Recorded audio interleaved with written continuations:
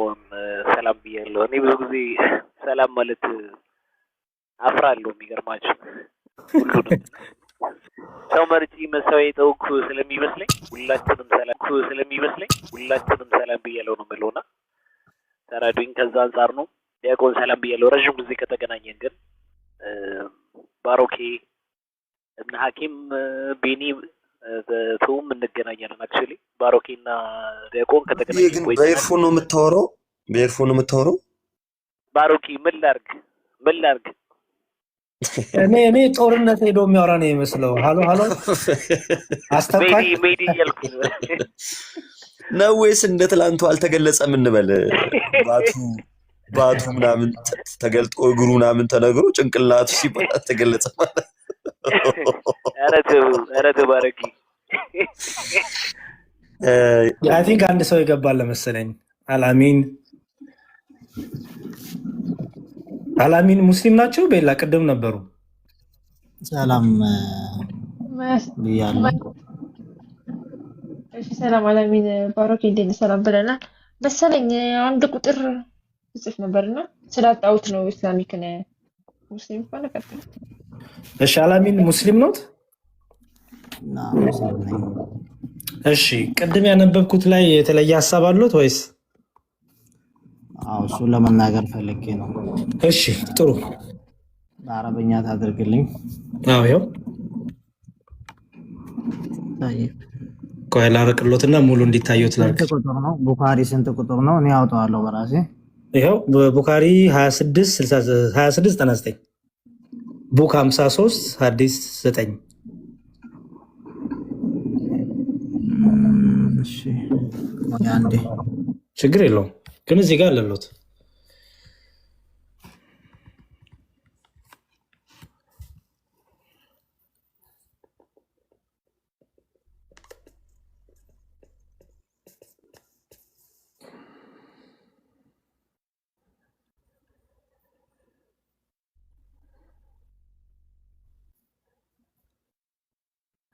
መጽሐፉን ልክፈትሎት እንዴ?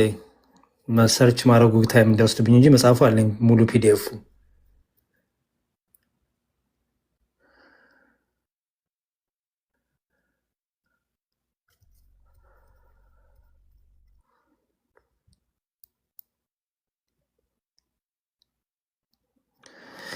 ዲያቆን ይሄ ሐዲስ ኮሌክሽን የሚባለው አፕሊኬሽን አሉት። ብዙ ጊዜ በጣም ከመጽሐፉ በላይ ታማኝ አድርገው የሚቀበሉት እሱ ነው።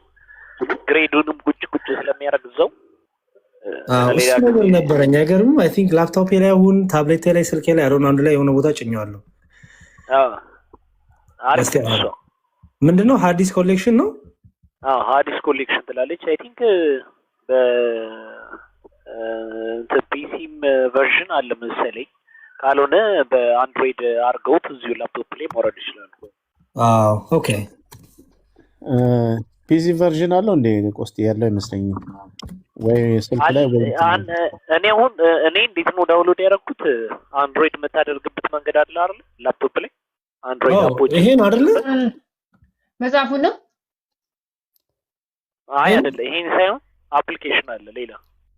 ይሄም አሪፍ ነው ግን ይሄን አይቀበሉትም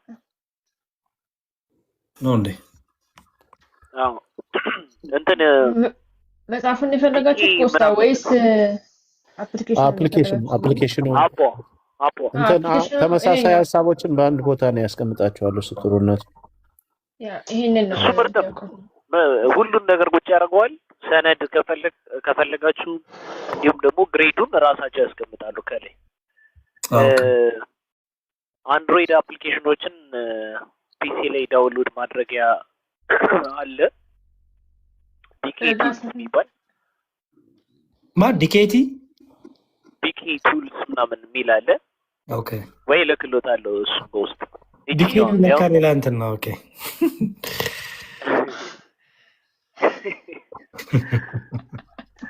እቺ ነች አፕሊኬሽን ከፈችላቸው። አይታይም። ማክ ነው አይደለም? ትንሽ አይፓድ ነው ያ ላይ መጫን ይችላል።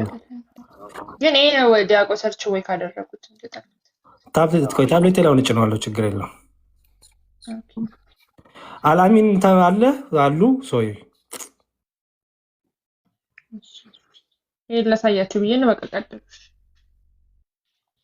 አላሚን አለው ቀጥሉና እኔ ላውጣው እንትኑ አልቻልኩም ማውጣትና ነው ሰርች ያደረኩ ነው። አንዴ ሐዲሱ ሙሉ ለማውጣት ፈልጌ ነው።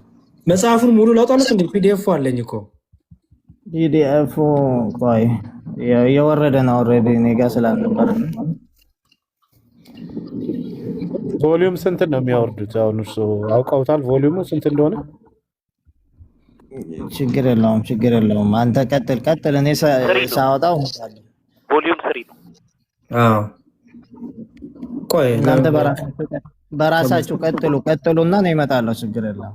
እኔማ እኮ ጨረስኩ እኮ አልአሚን ጨርሼ እኮ ጥያቄውን አቅርቤ የጠበኩኝ ነው። ምን ብዬ ችግር የለውም። ወደ ራሳችሁ ርዕስ ተመለሱና እኔ በዚህ ላይ እመጣለሁ። ችግር የለውም። አልሄድም። ኦኬ እሺ በቃ ሌሎቻችሁ ወይ እንግዲህ ሀሳብ ስጡና ሌላም ልጨምርሎት አሉ አይደል? ሰማውታል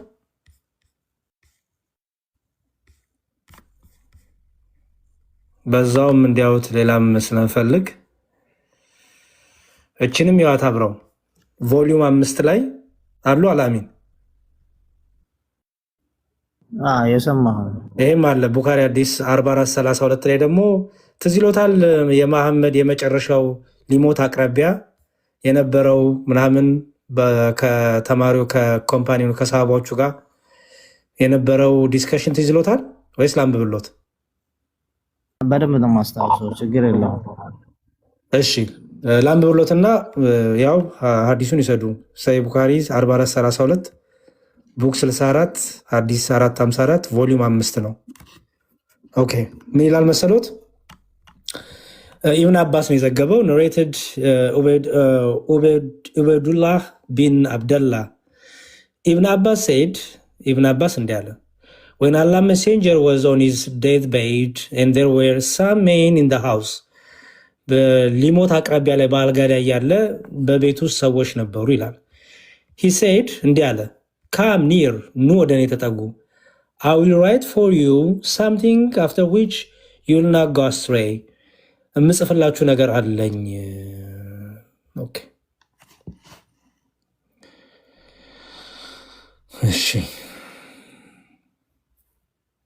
ይቀጥሉት ለሌላ ሰው አሪፍ ነው። እሺ so I will write for you something after which you will not go astray የምጽፍላችሁ ነገር አለኝ ወደፊት ምን እንዳትሆኑ እንዳትሳሳቱ ወይም በስተት ጎዳና ውስጥ እንዳትሆኑ some of them ከነሱ መካከል his companion ሰሃባዎቹ ማለት ነው said Allah messenger is seriously ill and you have the holy Quran የአላህ መልእክተኛ በጣም ታሟል እና ደግሞ ቁርአን አለን እጃችን ላይ Allah book is sufficient for us የአላህ መጽሐፍ ቁርአን በቂያችን ነው አንተ ምንም እንድጽፍልን አልፈልግም አሉት። አለ ግን መሐመድ ብሎ ነበረ አምጦ ወረቀት እና እስክሪብቶ ልጻፍላችሁ ያለ ነበረ። ኦኬ እንግዲህ መጻፍ አይችልም ተብሎ ነበረ። እስካሁን ሁለት ሐዲሶች ያሳዩ ነው። so the people in the house differed and started disputing ስለዚህ በቤት ውስጥ የነበሩት ሰዎች በዚህ ሐሳብ ላይ ተከፋፈሉ፣ ጭቅጭቅ ጀመሩ።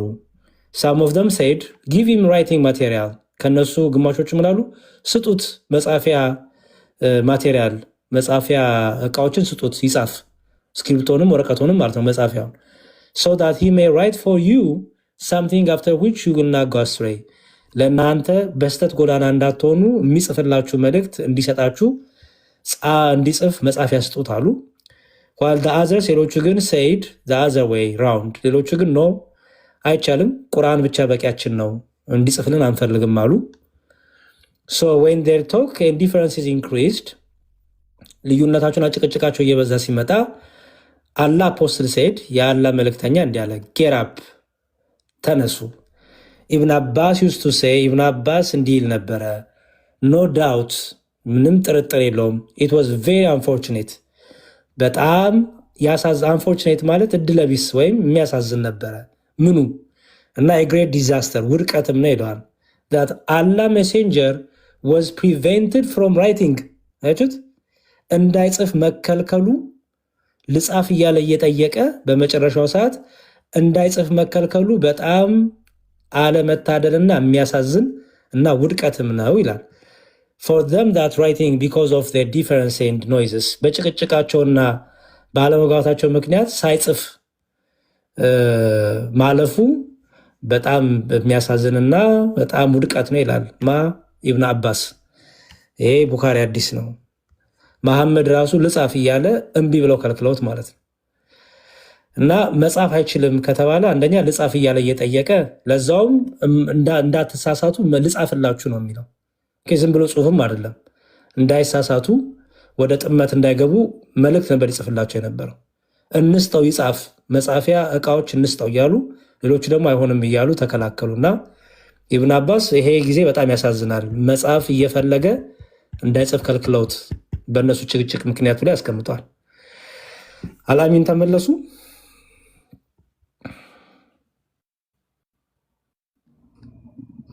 አለሁ አብሽር ቀጥል። እኔማ ጨረስኩ። አላሚን አረብኛው እኮ እዚህ ጋር አለ።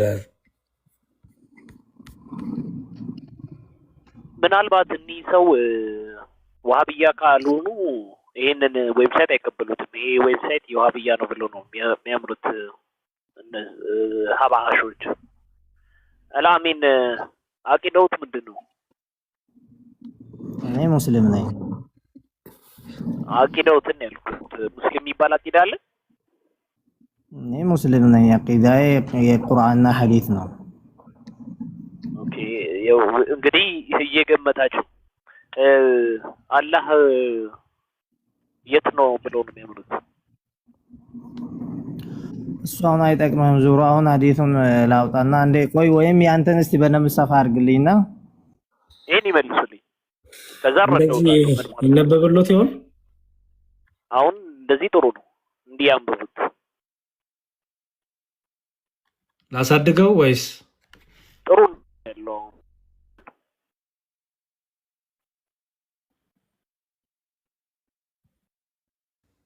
አላሚን አሉ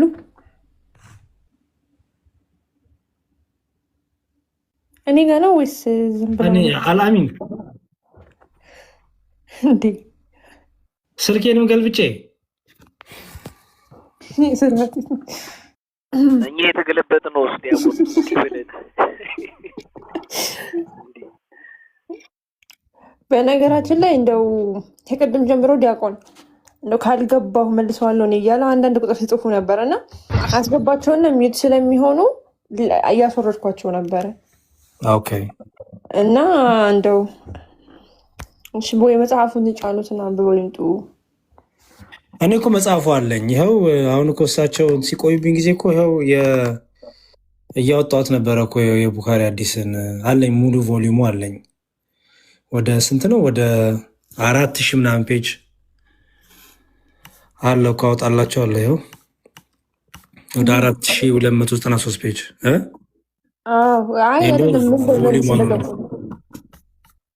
ልመልስ ብለው ሲገቡ ምን ሊመልሱ እንደገቡ ልመልስ እኔ እመልሳለሁ ብሎ ስለነበረ ነው። እሺ መምህር እንኳን ደህና መጡ። ፍሬም ገብተዋል። ጤና ይስጥልን። እንደምን አላችሁ? እንኳን ደህና ቆያችሁ። ሁላችሁን ሰላም ብያለሁ። እንኳን ደህና ቆያችሁ። ሁላችሁን ሰላም ብያለሁ። እንኳን ደህና መጡ መምህር። እግዚአብሔር ይመስገን። ሰላም አደሩ። ደህና ነን። ውይይቱ እንዴት ነው? ሰው እንዳያየው በሌሊት ሆነ እንጂ እንደ ምጽአተ ክርስቶስ እንኳን በሰላም መጡ መምህር ቆስጠንጢኖስ። እስቲ በደንብ ውይይቱን ንገራቸው። እንዴት ነበረ? ያው እንግዲህ ያባሮች ነበር እንደሚታወቁ መምህር ሰላም ብያለሁ። ከዛ በፊት እንዴት ኖት? አባሮች ነበር። ይቀጥሉ። ሰላም ብለናል። አቦ ይመስገን። እንደምን አለልኝ? እንኳን ደህና ቆየ። ሰላም ብያለሁ። እስኪ የተወሰነ አብራሩልኝ። በእርግጥ ዩቲዩብን አይቼዋለሁ፣ ግን ደግሞ እንደው የታዘቡትን 1-2 ደቂቃ ከመናገሬ በፊት በእናንተ በኩል ያለውን ሀሳብ እስኪ ትንሽ አብራሩልኝ። ውይይቱ ባጭሩ አልተገለጸም በሚል ነበር የተቋጨው። ምናልባት ዩቲዩብ ላይ እንደተመለከቱትም ግን በመጀመሪያ በነበሩት ነገሮች ያው በግልጽ ሁኔታ ከዛ ሳይድ ውይይቱ እንዳልተፈለገ የተለያዩ ነገሮችን እያየን ነበረ። በቃ ብቻ ግን አንበሳ ያየውን ለማደን የፈለገው እንደማይፋታው ሁሉ እንደዛው አባሮ በዚህም በዛም ተብሎ ተይዟል። በጣም የሚገርመው ግን መጀመሪያ ላይ ሲደረግበት የነበረው ነገር ነበር።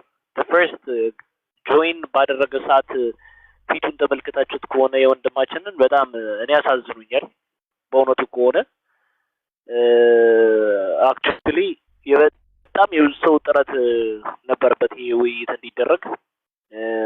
እንዲሁም በተደጋጋሚ ሙስሊሞችም ራሱ እንዴ ምንድን ነው እያሉ ተቃውሞ በሚበዛባቸው ጊዜ ነው ይሄ ነገር የተፈጠረው። በሶስት አካውንት ነው የመጣው ወንድማችን። የመጀመሪያውን ዘጋ፣ ሁለተኛ ከፈተ፣ ሁለተኛውን ዘጋ፣ በሶስተኛው መጣ። ከዛ መጨረሻ ላይ እፎይ 8% ወደ 2 ሰዓት ከምናምን ቁጭ ብሎ ላይቭ ላይ እባክህ እየጠበቅን ነውና እየተባለ አይ እኔ ከሰው ጋር ተሸክሜ ካልመጣው አልመጣም፣ ሰው አዝዬ ካልመጣው አልመጣም በማለት አንዱ ህፃንን በሚወጣ ጊዜ ሌላ ደግሞ አንድ ሰው ይዞ እና ያው ድጋሚ ይላል። ብቻውን ሲሆን እባካቸው አትርፈኝ እንደው ጌታዬ መሐመድ ሲቀራ ምን ይቀራ ነበረ ሰይጣኔን ከኔ ያላቅልኝ እያለ ይቀራ ነበርና ኡስታዙም ትላንትና እንደተመለከታችሁት መሀል ውይይት ሰው ቀጥሮ ቁርአን እየቀራ ነበር አደባባይ ላይ። በጣም የሚገርም ሁኔታ ሰው እየጠበቀው እንግዲህ አስቡት፣ ወደ 80,000 የሚጠጋ ሰው እየጠበቀ ውይይት ላይ ና እባክህ ግባ እየተባለ እሱ ገስት ሰው ላይ አስቀምጦ ቁርአን እየቀራ ነበር። ይሄ ውይይቱን አለመፈለጉን ይታያል። ሁለተኛ መጨረሻ ላይ እንትን በቃ እኔን ያልሰጠብቅ ያለው ምናምን ተብሎ ዮኒ ማኛም ጆኒም ሁሉም ሰው መስክሮ ከተዘጋ በኋላ ላይቭ ላይ ዮኒ ማኛ ጋር መተው የታለ ይምጣ ምናምን ብለው እንደ አዲስ እንትን ሲሉ እፎዬ በሌላ ስልክ ዱብ አለ። ናግባ አልሰማህም ናግባ ተባለ። ከዛ እኔ ይሄው ከዚህ ጋር እሱን ይዤ ካልተዋየው አልወያይም በሚል ስንት ተአምር ስንት ተለመነ። በመጨረሻም ውይይቱ ይጀመር ሲባል ምን ቢል ጥሩ ነው? በጣም እኔ የገረመኝ የመክፈቻ ንግግር 5 ደቂቃ ከዛ እያነሰ ይሄዳል። ስንት 2 ደቂቃ 4 ደቂቃ እያለ ይሄዳል። በጣም ነው ያዘንኩት። ለዛ ሁሉ ሰዓት የተጠበቀ ውይይት 5 ደቂቃ ብሎ አንድ ኡስታዝ ሲያወራ አንድ ላይቭ ሴሽን ሲከፍት ለ5 ሰዓት ለ6 ሰዓት የሚያወራ ኡስታዝ 5 ደቂቃ ላውራ ምሺ ያሰለምኩት ሰውዬ 5 ደቂቃ ላውራ ከዛ 2 ደቂቃ 3 ደቂቃ እያልኩ ይቀጥላል እያነሰ ይሄዳል ብሎ ሲል እኔ በጣም ነው ያዘንኩት። በጣም ነው ያሳፈረኝ። ሽንቅቅ ነው ያልኩት። እኔ ምን ማለት ነው ያልኩት። እፎይ በግልጽ ውይይቱ ከመደረጉ በፊት ምን ብሎ ነበር ሲል የነበረው? ሰፋ ያለ ሰዓት እንወስዳለን ብሎ ተናግሮ ነበር። ሰፋ ያለ ሰዓት። ምክንያቱም የሚነሱ ነገሮች እንደው ከሰው ድካም አንጻር ተብሎ አይታቸዋል። ከስንት ሰዓት በላይ ቁጭ ብሎ ኢቨን እንኳን ውይይቱ ሳይጀመር 30 ደቂቃ ሙሉ እየተከራከረው ነበር። እንዴት ነው ትልልቅ ዲቤቶችን አላየህም? እንደው እንደማችን ምን ሆነ ስለምን 5 ደቂቃ ነው የምታወራው ሲባል በፍጹም ከዛ እኔ የምመርጠው አለ ቀጣዩን አንተ ትመርጣለህ ሲል እፎይ ይሻለና ቀጣዩን ቀረቀረው 20 ደቂቃ አለው። በዚህም በዛም ለምኑም ተለማምዶም ውይይቱ ተደረገ። ዋናው ትልቁን ፖይንቱን እፎይ ሰርቶት ነው የወጣው። ያን ፖይንት ደግሞ ታዩታላችሁ ምን እንደሆነ። ይህ ወንድማችን ወክሎ የመጣው እስልምና ምን እንደሆነ አሁን በቅርብ ታያታላችሁ። ወሳኙን የእስልምና ፖይንት ሜክ አድርጎት ነው የወጣው። በጣም ብሶ ምናልባት ላይረዳ ይችላል ምን እንደሆነ እዛ ጋር የነበረውን ፖይንት፣ ግን ይህንን ውይይት ይጠብቁ የነበሩት የሙስሊሞች ምን ሌላ ሴክት ሐባሽ ተብለው የሚጠሩት ወንድሞቻችን ይህንን ውይይት በጣም ሲጠብቁት ነበር። ትልቅ ፖይንት ሜክ ተደርጎ ነው የወጣው። እስልምና ታይቷል። እንዲሁም ራሱ ኡስታዙ ነቢያት እግዚአብሔር አምላክ እንደሰበኩ አምኖ የወጣበት ውይይት ነበረ። ቪዲዮቹን ቅድም ከፍተን እያየናቸው ነበረ እና ዋናው እዛ ያየነው ትልቁ ነገር የኡስታዙን ፍርሃት ተመልክተናል። ግን ደስ በሚል ሁኔታ ውይይቱ ተደርጓል። ፖይንት የሚፈለገው ፖይንት ሜክ ተደርጓል። በጣም ብዙ ሰው ከእውነት የነቀ ይመስለኛል።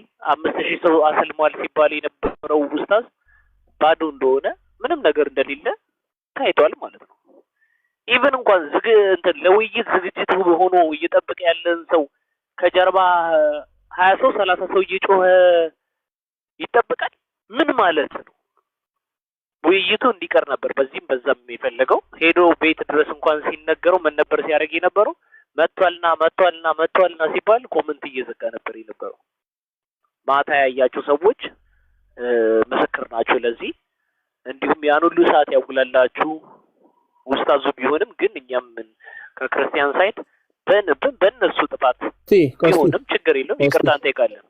ወይ ይመቻል። ቴዲ ሐዋሳ ቤት መሄድ ትችላለህ? ይቻላል። ሊድ ያ ዘይድ ኢብኑ አልኪም መሄድ ከቻሉ ዘይድ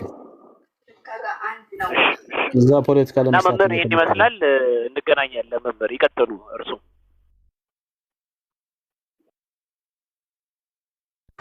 አይ በጣም ግሩም ነው። አመሰግናለሁ። በድጋሚ ሁላችሁንም ሰላም ብያለሁ። ትራንስፖርት እንቅስቃሴ ላይ ነኝ። ድምጽ ከረበሸ ምናልባት በጣም ይቅርታ ላለው። ዲቤቱን እንደ አንድ ባለ ህሊና ጧትም በዩቲዩብ አይቼዋለሁ። ማታም ደግሞ የኮይ 8% ባትሪ ኑሮ አለኝ እዚህ ውጭ መቆየት አልችልም ብሎ እስከሚወጣበት ያለውን መለማመን በሚገባ ተከታትየዋለሁና አንድ የማያፍርበት ሃይማኖት ያለው ስለ እምነቱ ማብራራት እችላለሁ ብሎ የሚከሰት ማንኛውም አማኝ በየትኛውም አይነት ሁኔታ የሚያምነውን ስለሆነ የሚገልጸው ያለ ፍርሃትና ያለ ሀፍረት ራሱን ገልጾ የሚያምነውን ሃይማኖት ማብራራት በዚያ ልክ የሚያለማምን ነገር ነው ብዬ አስቀድሜ አላምንም። ለምን እፎይስ ተለምኖ አይደል አትልም ወይ ካላችሁኝ ቀጠሮውን ያስያዘችው ልጅና እፎይ 3 ሰዓት ሰዓቱ ከደረሰበት ሰዓት ጀምረው በፍጹም አልተለያዩም። ቀጠሮውን ያስያዘችው መሀል ላይ እንደማስተሽ አገናኝታን ይወጣለሁ ያለችው አካል ተገኝታለች። በእርሷ ቤት ደግሞ ሰዓቱን ጠብቆ እፎይ ተገኝቷል። ናግባበሉት እየተባለ ለብዙ ሰዓት እየተለመነ 80-60 ሺህ ህዝብ ቁጭ አድርጎ የጌም ጨዋታ የሚመስል በነገራችን ላይ ገና አይምሮ ያልጸናለት ያልቀናለት ገና እንደው በመማር ላይ ያለ ብዙ ነገሩ የደፈረሰበት ህፃን መሆኑን ነው የተረዳሁት። ለምን ካላችሁኝ ሰው እንኳን 80 ሺህ ህዝብ ፊቱ ላይ ቆሞ እኛ እኮ 15ም 20ም ሰው ስናስተምር ስልካችን ጠረጴዛ ላይ አስቀምጠን በሚገባ ካሜራውን ማዞር ወዳለብን ቦታ አዙረን ነው ተቀመጡና ምትፈልጉ አድርጉና ስታነቡ ቆዩኝ ስትጨርሱ ነው ያለው። አረ ላይኛው መጽሐፍ ይታል በጣም ይቀርባሉኝ እና ቀኝና ግራ 80 ሺህ ህዝብ አስቀምጦ ካሜራ እንደ ህፃን እየወዘወዙ ዲቤት የሚባል ሀገር አቀፍ የሆነ በጣም በርካታ ህዝብ በውጭውም ዓለም በአገር ውስጥ ያሉ ሰዎች የሚጠብቁት በጉጉት የሚጠበቅ በዚያ የውይይት መስክ በጣም በሚያሳዝነው ሁኔታ ካሜራውን ልክ የህፃናት ናቸው ተጠቀሙበት ብለን ስንሰጣቸው ምግብና መጫወቻ የማያውቁ እንደፈለገ የሚወዘውዙና እንደዚያ መወዝወዝ አንዴ ወደ ጣራ ሌላ ጊዜ ወደ ምናምን አንዴ ወደ ታች አንዴ ወደ ላይ ይሄ የሆነ ነገር ለመሳብ ትኩረት ለመሳብ ይሁን ምን ይሁን እኔ ምን አይነት ጥናት እንደሆነ አላውቅም። መነጽር ገልብጦ መልበስ፣ ራስን ማከክ፣ መንጠራራት እንደ ሰው ቁጭ ብሎ አይወያይም እንዴ? እና ይሄ ለአቅመ ውይይት ይቅርና ለአቅመ መቀመጥ ራሱ አልደረሰምና ህፃናት ናቸው መቀመጥ ስለማይችሉ ያው 30 ጊዜ እናት ራሱን እስኪችል ድረስ ወገቧ የሚቆመጥ እሱን በመታቀፍ ገደል እሳት ውሃ እንዳይገባ እና የታዘቡት ያን የነበርና በጣም አዝን ነበር። እኔ እንደው የስልክ ፓኬጅን 1000 ብር የምትገዛውን እንኳን ገዝተው ቢሰጡት ቁጭ የሚል ከሆነ ምናልባት ስልኩን የሚያስቀምጠው ከሆነ እና በጣም ይገርመኛል። ሰው ፊት ለፊት ወንበር ላይ ቁጭ ብሎ አይወያይም ወይ? ማያውቀውን አላውቅም ያውቀውን አውቃለሁ አይልም እንዴት? በኋላ ያ ሁሉ ድካም ከተከናወነ በኋላ አንዴ ይወጣል አንዴ ይገባል። በኋላ ደግሞ ቤቱን ቀየረው ደግሞ ያን የሚገባበትን የሁሉ እስኪ ኔትወርክ ነው ብለን እንመንለትና ያ ሁሉ ከሆነ በኋላስ እንደው እግዚአብሔር ያመልክታችሁ ሰው እንዴት ሰውን ያክል የከበረ ፍጥረት ያ ሁሉ ዝብ እየተከተለ ያለኛን ነው ብሎ አስቦ እፎይ እንዳትፈርድበት እንዳትሉ ፎሎ አድርጎ ነው የገባው። ገና አንድየውን ከመሰረቱ ሲገባም ከገባ በኋላም የነበረውን ሁላችሁ ስትመለከቱት የነበረው ነውና በኋላ ብለው ሲገናኙም ዓለም አቀፍ ጉባኤ በብዙ ሺህ የሚቆጠር ህዝብ የሚከታተለውን ትምህርት 5 ደቂቃ በቃን አለ። 5 ደቂቃ እኔ ለስልክም አይበቀኝ አንድ ግለሰብ ጋር ለማውራት አጭር ሐሳብ ለመናገር ለመልእክትም አጠቅምም እንኳን ለውይይት እንኳን ስለ ሃይማኖት ስለ ምድራዊው ነገ ስለሚናደው ዓለም ፖለቲካ ለማውራት እንኳን 10 ቀን 20 ቀን ይፈጃል። ሲሆን ቀናት ነበር መወሰን ያለባቸው አለያም ቢሆን ደግሞ ሰዓታት አልሆን ካለ ደቂቃዎች እንኳን መብዛት ነበረባቸው። ከደቂቃ ወደ ሰከንድ ወርዶ ሩጦ ለማምለጥ ሲደረግ የነበረውን ጥረት ስመለከት በጣም ገርሞኝ እግዚአብሔር አስተዋይ ልቦና ይስጠው ከማለት እና እውነተኛ መንገዱን ያሳየው ከማለት ውጭ ሌላ ምለው ቃል አልነበረኝም። በኋላ ውይይቱ ሲጀመር ዩቲዩብ ላይ ስለተመለከቱት ማለት ነው በዚያ ደቂቃ ጭቅጭቅ ከሆነ በኋላ ቀጥታ ወደ ጥያቄና መልሱ ከመግባታችን በፊት አለ እሺ ምንም አይነት መጽሐፍ እንዳትጠቅስልኝ ምንም አይነት መጽሐፍ አልጠቅስልህም አንተም ምንም መጥቀስ ያለብን ከሐዲስና ከቁርአን ከብሉይና ከሐዲስ አሉ ሚል ሐሳብ አመጣልጁ። እሺ ይሁን አለው እፎይ 1 ደቂቃ ሳይራመድ ገና የመጀመሪያው ዙር ላይ ስለ አምላኩ 5 ደቂቃ መናገር ማይችልለት አምላክ ነው እንዴ አምላክ ብሎ የሚያመልከው? እኔ እንዲህ አይነት አምላክ ብዬ አላመልከው። 5 ደቂቃ ይቅርና 5 ቢሊዮን ዓመት ቢሰጥ አብራርቼ የማልጨርሰው አምላክ ነው ያለኝ። ለምን ከተባለ ከመነገር ከመተንተን በዚያ አቅም የሚዳኝ አይደለም። ንግግርን ሁሉ የሚዳኝ አምላክ ስለሆነ ዘላለማዊ ነው። ይህ ሰው ገና 5 ደቂቃ ሳይጨርስ በቃ እኔ ጨርሻለሁ አለ። 25 ሰከንድ አትርፌልሃለሁ ውሰድ አለ። የራሱ የተከበረ ደቂቃ አለው አይደል? ከሱ ደቂቃ ለምን ይበደራል? በዚያ በጣም ስገረም ቆየው። በኋላ ምንም አይነት መጽሐፍ እንዳትጠቅስልኝ ሌላ መጽሐፍ እኔም አልጠቅስም አለ። ተስማሙ። ሐሳቡን ራሱ አምጥቶ 1 ደቂቃ ሳይወያይ ሰለስቱ ምዕትና መጽሐፈ ሚላዱን እንዴ በጣም ግሩም ነበር። ወደዚያ መጽሐፍ ሩጦ ለሰከንድ ውስጥ ሄደ። አንድ ሁለተኛ የዲቤት ህግ በፍጹም ተወያይቶ እንደማያውቅ ያወቁት አንድ ሰው በተሰጠው ሰዓት የመሳደብ ብጨፍርበት ይላል። ለሱ ደቂቃ ተሰጥቶት ምን አገባህ? እንደውም ለሱ 3 ደቂቃ አለን ስለ አጋንንት ብናወራ ምን ትላለህ እፎይ አለው። እየሰማህ ነው ሲለው እፎይ ብድግ አደረገና አይ ራሱን የቻለ ምን መላለስበት ጊዜ ስላለ ያኔ እናወራለን፣ አሁን ግን 2 ደቂቃ አለ ተጠቀመው አለው። ሚውት አድርጋ አትረብሸኝ እንዴ እኮ ግሩም ነው። እናንተ ጠይቆት መልስ ሲሰጠው ሚውት አድርጋ አትረብሽ አለው። ግሩም። በዚህ ተደንቀን ሳንጨርስ ደግሞ ትንሽ ቆየና አሁን ያልኋችሁን ለቅድም ያልተስማማባቸውን የሰለስቱ ምዕት መጽሐፍን ጥቅስ አድርጎ አብ ወልድ መንፈስ ቅዱስ ብሎ ደግሞ ይዟቸው መጣ። እኒን ሲያመጣቸው አለቀ ማለት ነው። ብሉይ ኪዳኑ ላይ ያ ሲፈከርበት የኖረው አለቀ። ሐዲስ ኪዳኑ ብሉይ ኪዳኑ የዶግማ መጻሕፍት የቤተ ክርስቲያኗን ጨረሰ ማለት ነው። እና በጣም የሚገርም ነበረ። እና የእስልምና በአረበኛ የተዳፈነው ካባ የተገለጸበት የኢትዮጵያ ኦርቶዶክስ ተዋሕዶ ቤተክርስቲያን ትምህርት የደመቀበት ልዩ ጉባኤ ነበረ።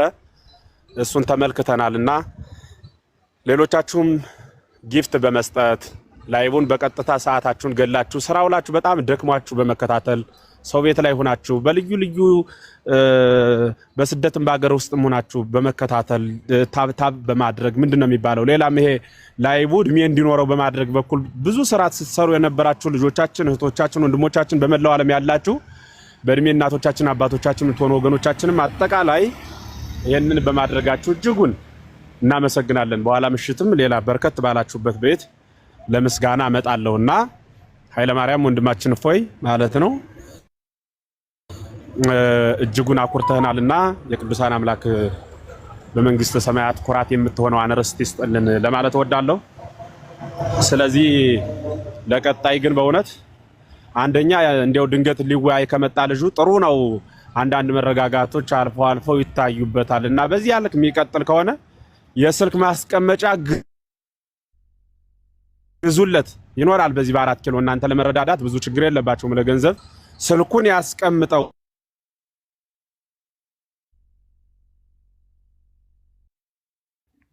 መምህር ተቋርጠዋል መሰለኝ ኔትወርክ። ተነስተም ከሆነ አግራ አንድ ጠርተሽኛል ይላይ። አይ መምህር ተቋርጠው ነበር። አሁን ተመለሱ። በቃ ችግር የለበትም። ኦኬ።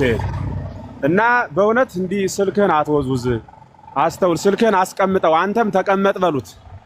በእውነት እንደዚህ አድርጎ ይወያይ። ምናልባት የሚሰማችሁ የነሱ ሰዎች ካላችሁና ከዚያ ውጭ በነበረው እንግዲህ ሐሰት ገደል የገባበት እውነት ደግሞ የተገለጸበት ትምህርት ነው። እኛ የዓለም ብርሃን ናችሁ ተብለን ስለታዘዝን በዓለሙ ሁሉ እናበራለን። ስለዚህ ለእናንተ ነገ ማብራታችን ማስተማራችን አይቀርም እና አትቃወሙን። እውነት ነው የሚገለጸው። እውነት ካላችሁ ነው መጻሕፍትን መሰረት አድርጋችሁ ተወያዩ። ከዚያ ውጭ ባለው ግን መነቃቀፉ ሌላው የሚጠቅም ነገር አይደለምና እንድናስተውል እግዚአብሔር ይርዳል ማለት ነው። በጣም ግሩም አመሰግናለሁ። ቢላዬ ቸር ያክብርልኝ። ጠዋትም መጥቼ ነበር። ምን ስራ እንደያዝሽ አላውቅም።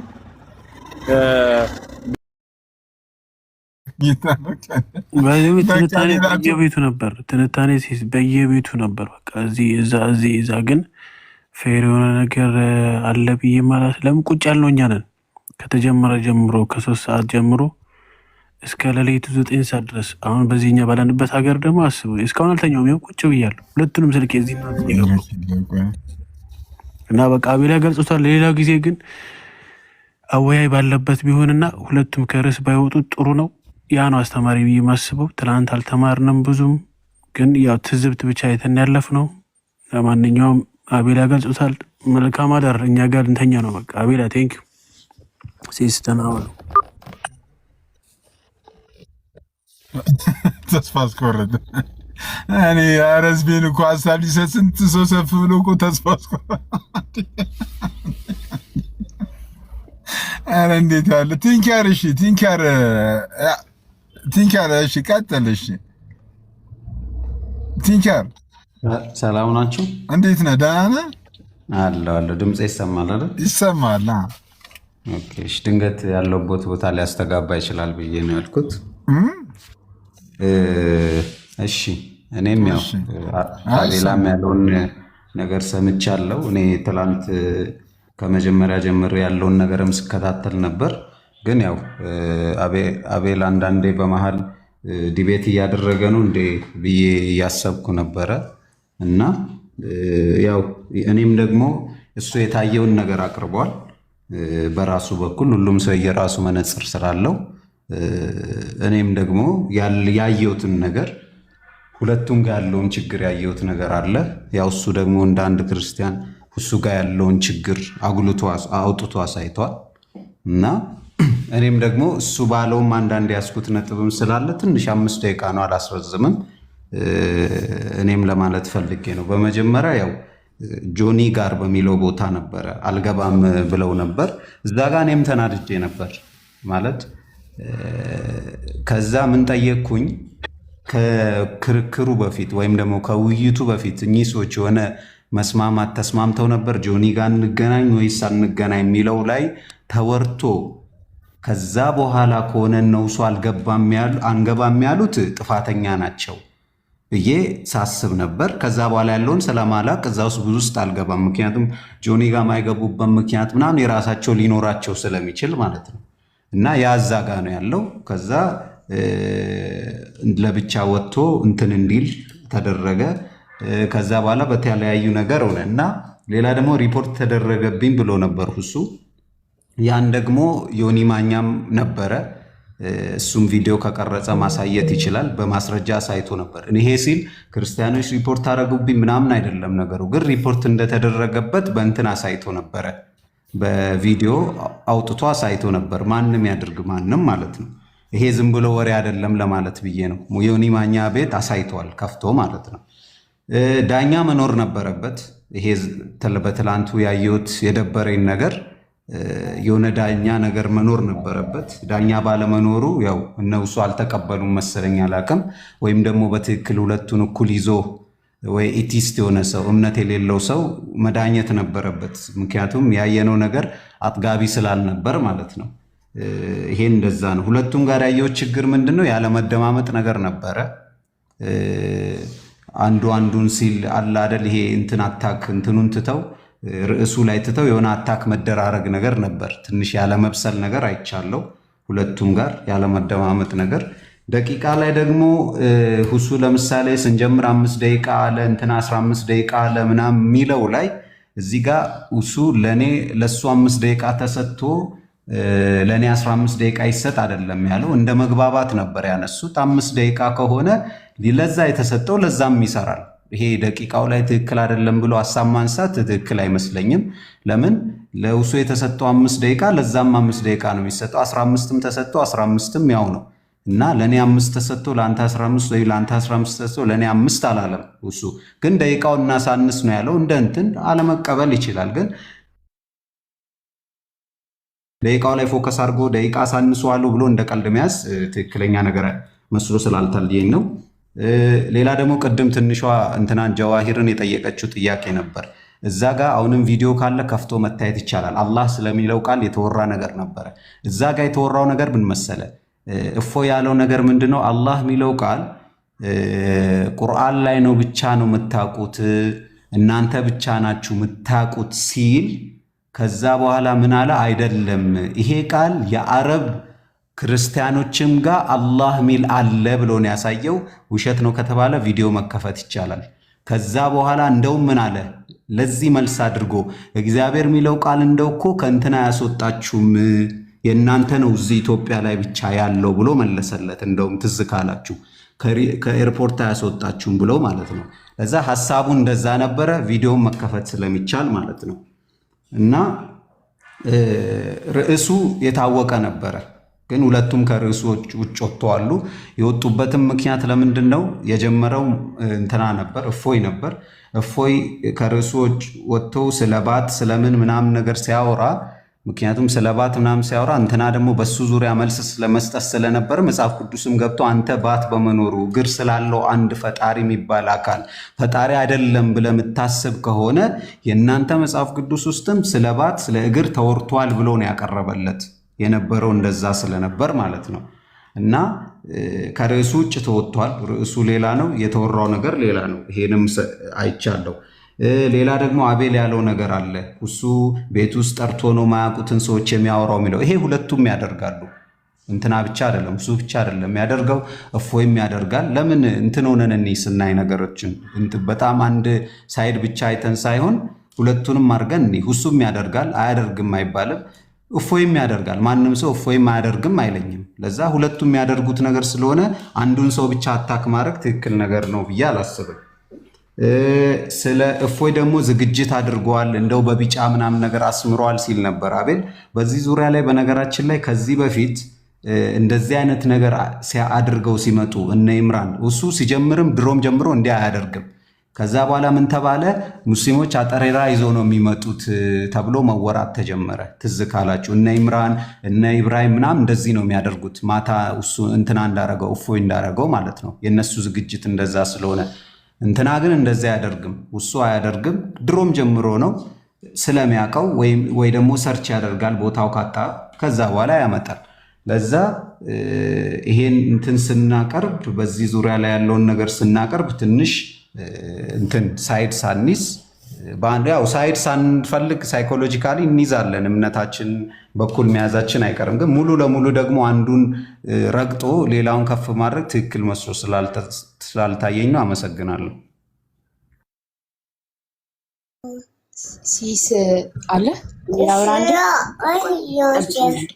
ትምህርት ቤት ሄዷል። ጠብቂኛል። ሲሳላ አውራ እንዴ አለ መልካም። እሺ እኔ ካወራሁ በኋላ እኔ 5 ደቂቃም ስለማልፈጅ ዘካሪያስ ይቀጥላል ማለት ነው። ስለማይመች ቆይ እንዲያልኩሽ ምን አለ መሰለህ ማለት ነው እስኩል ያራ ዋን እሱ ሪፖርት ተደረገብኝ ሲል ነበር ምናምን ብሎ ኤፍቢም ላይ ቲክታክም ላይ ፖስት አድርጎ ነበር አይደለ? ላይቭ ጎ እምቢ አለኝ ምናምን ብሎ የመጨረሻው ከመገናኘታቸው በፊት ማለት ነው። ኤፍቢ ላይ ሄዳችሁ ብታዩት ከመቅጽፈት ነው ያጠፋው። ምክንያቱም በ10 ኦኬ፣ ከኢትዮጵያ ውጭ ያላችሁ ዛሬ ቀን ስንት ነው? 12 ነው። ኦኬ፣ እሱ ግን በ10 ለ24 ሰዓት ዘግቶበት የነበረውን ነው ፖስት አድርጎት የነበረ። በ10 ለ24 ሰዓት ዘግቶበት ነበረ። ክርስቲያን ታይኔ ነገር ግን ይሄ ወደ ክርስትና ልቺ ወይ ምናምን አይደል ሰው በመሆን ግን እዛ ጋር ያዩዋትን ብቻ አንድ ነገር ልላችሁ ነው ማለት ነው። ኦኬ በዛኪ ቀጥልሽ ስለማይመቸኝ ነው ልጅ ያለች። የታደራችሁ ሲስ ሁላችሁንም ሰላም ብያለሁ። ዘኩ እንዴት ነህ? ሰላም ነህ? አለን ይመስገን። ከሞላ ጎደል ያቤላን ሰምቼ ነበረ። አሁን ያወራው ልጅ ወደ መጨረሻ ነው የሰማሁት። ወጥቼ ነበር በመሃል። ያቤላ በቃ ምንም የኔን ሐሳብ ነው ሙሉ የተናገረው። ግን አሁን ልጁ ያለው ላይ የተወሰነ ብዙ ሰው ማታም ስናገር ነበር። ግን ብዙ ሰው ያላስተዋለው ነገር ማለት ነው ይሄ ስለ ባት፣ ስለ እግር፣ ስለ እጅ የተወሩ የአካል ክፍላት የሚባሉ ነገሮች ርዕሱ አይደለም የሚል ነገር ምን ጥቅም አላቸው የሚሉ ነገሮች ይነሱ ነበረ። በጣም ጥቅም ያላቸው ነገሮች ናቸው እነኚህ። በነገራችን ላይ ማለት በቤተክርስቲያን ታሪክ ውስጥ በጣም አከራካሪ የነበሩ ነገሮች በአባቶች የተገለጡ ናቸው። ለምሳሌ እነ ዲዮናሲዮስ ምናምን ውስጥ የአካል ክፍላቶች አምላክ ያልተዋቀረ ፍጹም አንድነት የሆነ የአካላት አለመከፋፈል ያለው ምናምን የሚሉ ነገሮች እናገኛለን። ስለዚህ እነኚህ ነገሮች ሲነሱ ዝም ብሎ አይደለም ርዕሱ አይደለም ምናምን በደንብ ርዕሱ ነው እንጂ እንዴ ለምሳሌ በነቢያት ውስጥ በነቢያት ያስተማሩት አምላክ ውስጥ እንደዚህ የተከፋፈለ ከአካላት የተዋቀረ አካል ያለውን አምላክ ሰብከዋል ወይ? እሱን ሰብከዋልም ከተባለ ይሄ አካል ይሄ አምላክ ፍጹም የሆነ አንድነት ሊኖረው አይችልም። ምክንያቱም እጁ እግሩ የተበታተነ ነው። ከዛ በኋላ ወገብ የለውም ከተባለ ጭንቅላት የለውም ከተባለ ከአካላት የተዋቀረ ነው። እሱንም ደግሞ የተገጣጠመ ነው ወይስ የተነጣጠረ ነው? እነኚህ ነገሮች አምላክ ፍጹም አይደለም አንድ ነው ይላሉ አይደል? አሁን ሙስሊሞች ለምሳሌ አላህ አንድ ነው ይላሉ አይደል? ምኑ ተቆጥሮ ነው አንድ የሚሆነው? ምክንያቱም እነኛ አካላቶች የተበታተኑ ይሁኑ የተገጣጠሙ አይታወቅም፣ የአካል ክፍላቶቹ ማለት ነው። ስለዚህ በመሃል ሲጠየቁ የነበሩ ለምሳሌ ጭንቅላት አለ ወይ ሲባል አላቅም አልተገለጸም ተብሏል። ይህ ማለት ፍጹም የሆነ አንድነት ይኑሮ አይኑሮ አይታወቅም ማለት ነው። አምላክ ደግሞ በባህሪው ፍጹም የሆነ አንድነት ሊኖረው ግዴታ ነው። ስለዚህ ይሄ በጣም ወሳኝ ነገር ነው። አምላክ ፍጹም የሆነ አንድነት ሊኖረው ይገባል። የሙስሊሞቹ አላህ ግን ትላንት ባየነው መልኩ እነኚህ በተቆጠሩት የአካል ክፍላቶች ምክንያት ፍጹም የሆነ አንድነት አለው ተብሎ ሊነገርለት አይችልም ማለት ነው። ስለዚህ እነኚህ ቀላል የሚባሉ ነገሮች አይደሉም። እኛ ጋር ከመጣን እግዚአብሔር ፍጹም የሆነ አንድነት አለው፣ ያለ መከፋፈል ውቅር አልባ የሆነ ፍጹም የሆነ አምላክ አለ ብለን እናምናለን። መጽሐፍ ቅዱስ የተገለጹት የአካል ክፍላቶች ምሳሌያዊ አፈታት እንዳላቸው ቅድም አቤላም ሲናገር ነበር። እፎይም የተወሰነ ሲመልስለት ነበር ማለት ነው። እና ይሄ እንደ ቀላል የሚታይ አይደለም። ለምሳሌ አላህ አይን አለው ተብሎ በአይኑ ያይበታል። በአይኑ ይሰማል አይሰማም? በአይኑ የማይሰማ ከሆነ አምላክ በሆነ አካሉ መስማት አይችልም ማለት ነው። ልክ በአይኑ መስማት ካልቻለ ይሄ ለአምላክ ፍጹምነት አይደለም፣ ጉድለት አለበት ማለት ነው። በሆነ አካሉ ይሰማል፣ በሆነ አካሉ አይሰማም። በሆነ አካሉ ያያል፣ በሆነ አካሉ ደግሞ አይ። ስለዚህ ይሄ ለአምላክነት ፍጹም ነው ሊያስብለው አይችልም ማለት ነው አላህ። ምክንያቱም በጆሮ አይሰማም ማለት በጆሮ አያይም፣ በጆሮ ይሰማል። ስለዚህ በአምላክነት ፍጹም አንድነት ላይ በጣም ትልቅ እንትን የሚያመጣ ነገር ነው ማለት ነው። ሌላ አጤሬራ ምናምን ላይ ያነሳው ነገር አለ ልጁ። አጤሬራ ምናምን ስንል የነበረው በፊት ልጆች ላይ ተመሳሳይ የሆነ እንትን ስለሚይዘው ስለሚመጡ ነው እንጂማ ማንም ሰው እኮ በፒሲው ወይም በስልኩ የሆኑ ኖቶችን እኮ ሊያስቀምጥ ይችላል። እሱን ሁሉ አጤራ ነው ልንል ነው? እንደዛ እኮ አይደለም። በፊት ግን ውይይቱ ሲመጡ ልጆቹ ይዟቸው የመጡት ማስረጃዎች ተመሳሳይ የሆኑ ከአንድ ሰው ተዘጋጅተው የተበተኑ ናቸው። እነሱን ነበር አጤራ ስንል የነበረው እንጂ ምንም የሆነ ለራሱ የሆነች ፒዲኤፍ የሆነ ኖት ነገር አዘጋጅ እያልን አልነበረም ያኔ ማለት ነው። ሌላ በአጠቃላይ ይሄ እኛ ሚስጥረ ስላሴ ስንል በጣም ያሾፉ ነበረ። እኛ ሚስጥር ስንል ምንም የማይነገር ያልተገለጸ እያልን አይደለም። ምንም እንደው ያልተገለጸ እያልን አይደለም። እግዚአብሔር ግን ራሱን እኛ እንድናውቀው በፈቀደው ልክ የገለጠልን ነው እናገራለን። ከዛ በላይ ግን እኛ ተመራምረን ልንደርስበት አንችልም ስንል ነው እኛ ሚስጥረ ስላሴ የምንለው። ለምሳሌ ልክ እነሱ እኛ ሚስጥር ስንል የተደበቀ እያላችሁ ነው አይነገርም እያላችሁ ነው እያሉ ድራማ ይሰሩ ነበር። ትላንትና ግን አላህ ሚስጥር መሆኑን አሳይተውናል። ሚስጥር አላህን ትላንት አይተናል። በነገራችን ሚስጥር ስላላለ ነው እንጂ በቃ በቀጥታ አላህ ብዙ ነገሮቹ ሚስጥር እንደሆኑ አይተናል።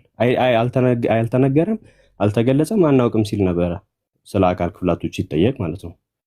ስለዚህ ይህ ማለት ደግሞ ሚስጥር አላህን በሚገባ መግለጽ ነው እና እኛ ሚስጥረ ስላሴ ስንል ምንም ያልተገለጠ እያልን አይደለም። እግዚአብሔር ራሱን በገለጠበት ልክ እናውቀዋለን፣ እንናገራለን፣ እናስተምራለን፣ እንማራለን። እሱን እያልን ነው እንጂ ምንም የማይነገር የተደበቀ እያልን አይደለም። ልክ አሁን ትላንትና አልተገለጸም ሲለው እንደነበረ ማለት ነው። ቢያንስ እኛ በዛ ልክ እንኳን አይደለም አልተገለጸም የምንለው ስላሴን። ጨርሻለሁ። ሲሱ አመሰግናለሁ።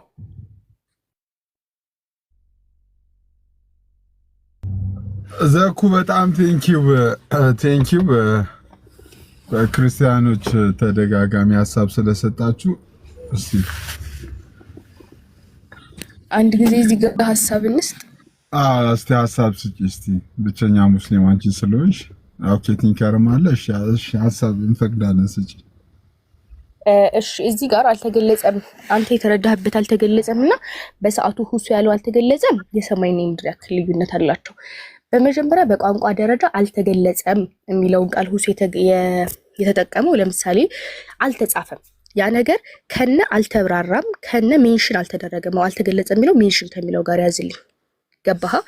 ልክ አላህ እጆች አሉት ወይ ጣቶች አሉት ወይ ምናምን ያለ ሲጠይቅ አልተገለጸም ምን ማለት ነው? አልተጻፈም። ይሄንን ጉዳይ አላህ ለኛ አልነገረንም። መጽሐፈ ስላሴ ይባል አይደለ? አላቅ እዛ ላይ ግን አልተገለጸም ሲባል ምንድነው? ድብቅ ሚስጥር አለው፣ እናንተ አልተረዳችሁትም። በሰው ልጅ አእምሮ አይደለም፣ የተወሰኑ ቄሶች ምናምን ለነሱ የተገለጸ የሚለው አይደለም። እዛ ላይ ሁለቱን ካወዳደርን በክርስትና እምነት አልተገለጸ የሚለው ነገር እንደ ሰውኛ ሊያስጠይቀን አይገባም። ምን ማለት ነው?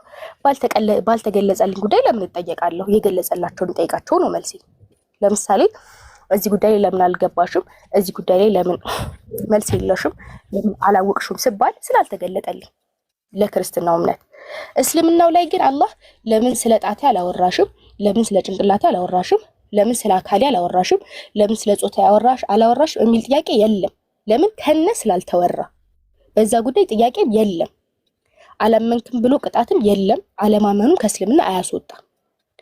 እዚህኛው ላይ ግን ክርስትና ላይ ግን አንድ የሰለመች እህቴም ነበረችና አንዳንድ ጥያቄዎች ነበሯት። በእርግጥ እኔ አላውቃቸውም እና እንዴት ነው የእምነት አባቶችን አላወራሽም ወይ ስል ለምን ስል ከዛ ስል ምናምን ስባል የተመለሰልኝ መልስ አልተገለጠልሽም ነው። ይሄ መጽሐፈ ስላሴ ነው እንትን ነው። ስለዚህ ላንቺ አልተገለጠልሽም። ስለዚህ የሰው ልጅ ባልተገለጠለት ጉዳይ ሊጠየቅ አይገባውም። እና ሁለቱ አልተገለጸም። በጣም የሰማይና የምድር ያክል ልዩነት አላቸው ከተረዳ። እኔ የምልህ ሲሶ እንደ ሙስሊሞች ያወሩ ለማለት ያክል ካልሆነ እቺ እህታችን እኮ ዲቤቱን አላየሁትም አልተከታተልኩትም ብላለች። በቃ ዲስኳሊፋይድ ናት። በቃ ለዚህ ሀሳብ ለመስጠት ለምን በጭፍን ታወራለህ ወንድማችን? እኔ ያልኩት ሙሉን አልሰማሁትም። በጣም ልዩነት አላቸው። ይሄ ጫፍ ጫፍ እየሰሙ መሮጥ ነው በነገር ላይ ገደል የከተተ እየሰማህ። እሺ እኔ ሙሉን አልሰማሁትም እንጂ ያልኩት ከመጀመሪያው እስከ መጨረሻው አላልኩም። ውጭ ገደል የከተተ እዛ ዳሪያሽ ሲጀመር አንቺ ግማሽ ሰው ነሽ፣ ሙሉ ሰው አይደለሽም። ሁለት ሆናችሁ ግቡ ሴቶች ስትገቡ። እኛን አይመለከትም አይደል? አቤላ ጀምረው ማፈዝ አቤላዬ በቃ መቅራት ሊጀምር ነው። አቤላ እውነት ለቃልህ እግዚአብሔር አምላክ ቃልዎት ያሰማልን። በጣም እያዳመጥኩኝ ነበረ ምናምን ነገር ተባረክልኝ። ላይክ አሪፍ ሪቪውን የሰጠኸው ላይክ ከጅምሮ ጀምሮ ነው። አክቹሊ ያው በትዕግስት አብረን እየተሳጨንም እያዘንን ላየ ሰው ለጠበቀ ሰው ኦፍ ኮርስ ደስ አይልም ነበረ ምሽቱ ምናምን፣ ግን እግዚአብሔር በፈቀደ ደግሞ ያው ተገናኝተው ሀሳብ ለመግለጽ ለመወያየት በቅተዋል። አክቹሊ እንትን ለማለት ራሱ ይከብዳል፣ ማለት አስተያየት ራሱ ለመስጠት በጣም ይከብዳል። እንደ ውይይት ግን እንዳጠቃላይ ኤክስፔክት እንዳረግሽው ነው ወይ ምናምን ስትለኝ እንደዛ አይደለም። እኔ እንደዛ አልጠበቅኩም። ምክንያቱም ሞር የቲዮሎጂ ሀሳብ ነው። በጣም እንግዲህ እግዚአብሔር አምላክነትና የአላ አምላክነት በነቢያቶች ትልቅ ቲዮሎጂ ነው። እሱን ያማከለ ትልልቅ ፖይንቶች፣ ትልቅ ሀሳቦች ይነሳሉ የሚል ነገር ገምቼ ነበረ። ላይክ የተነሳው ነገር ብዙም እንትን አይደለም። ላይክ ማት ይሄ ልብ አንጀት አረስ የምትሉት አይነት ዲቤት አይደለም። አክቹሊ ካጀማመሩ ጀምሮ በጣም ብዙ ክላስ ስለነበረው ላይክ ለመሳተፍም እዛው ታይ ለመገኘት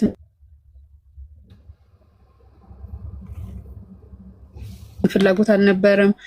አቴንሽን ለመስረቅ ሄዱበት መንገድ በጣም ብዙ በኋላ አት ሳም ፖይንት ብቻ እግዚአብሔር ይመስገን ነው የሚያስብለው እንጂ እንትን አይደለም። እኔ አይ ዊሽ በትክክለኛው ሰዓትና ደቂቃ ላይ ተገናኝተው ቢሆን ኖሮ ከእፎይም በኩል ከዛኛውም ሰውዬ በኩል ከዛኛውም ሰውዬ እንኳን ዝግጅት አልነበረም። ቢኖር ኖሮ አይ ቲንክ አይፈረጥጡም ነበረ።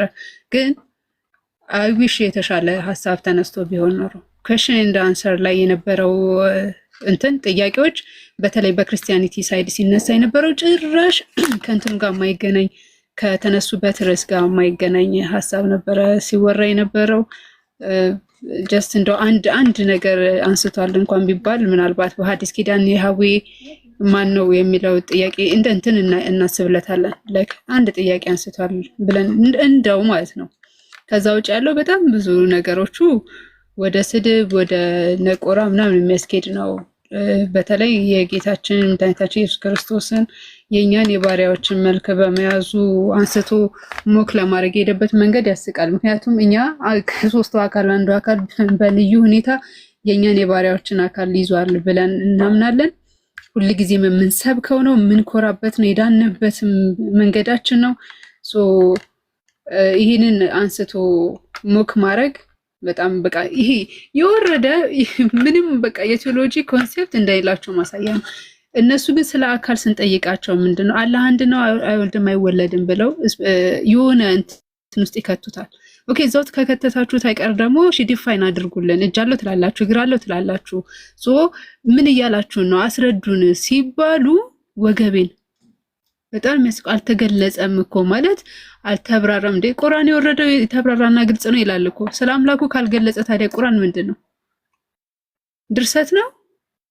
ዋት ዘ ፖይንት ታዲያ ምንድን ነበረ ሀሳባችሁ? ፖይንቱ እኮ ቁርአን አምላክን እንዲህ ነው ብሎ ዲፋይን እንዲያደርግላችሁ ነው። እሱን ዲፋይን ካላደረገ አንተም ካላወቀው ሱራ 17:36 ላይ ሂድ። አይን ሰጥተናል ጆሮም ሰጥቻለሁ ምናምን ይላል። የማታውቀውን ነገር አትከተል ይላል። ሱራ 17:36ን አንብቡ ሙስሊሞች።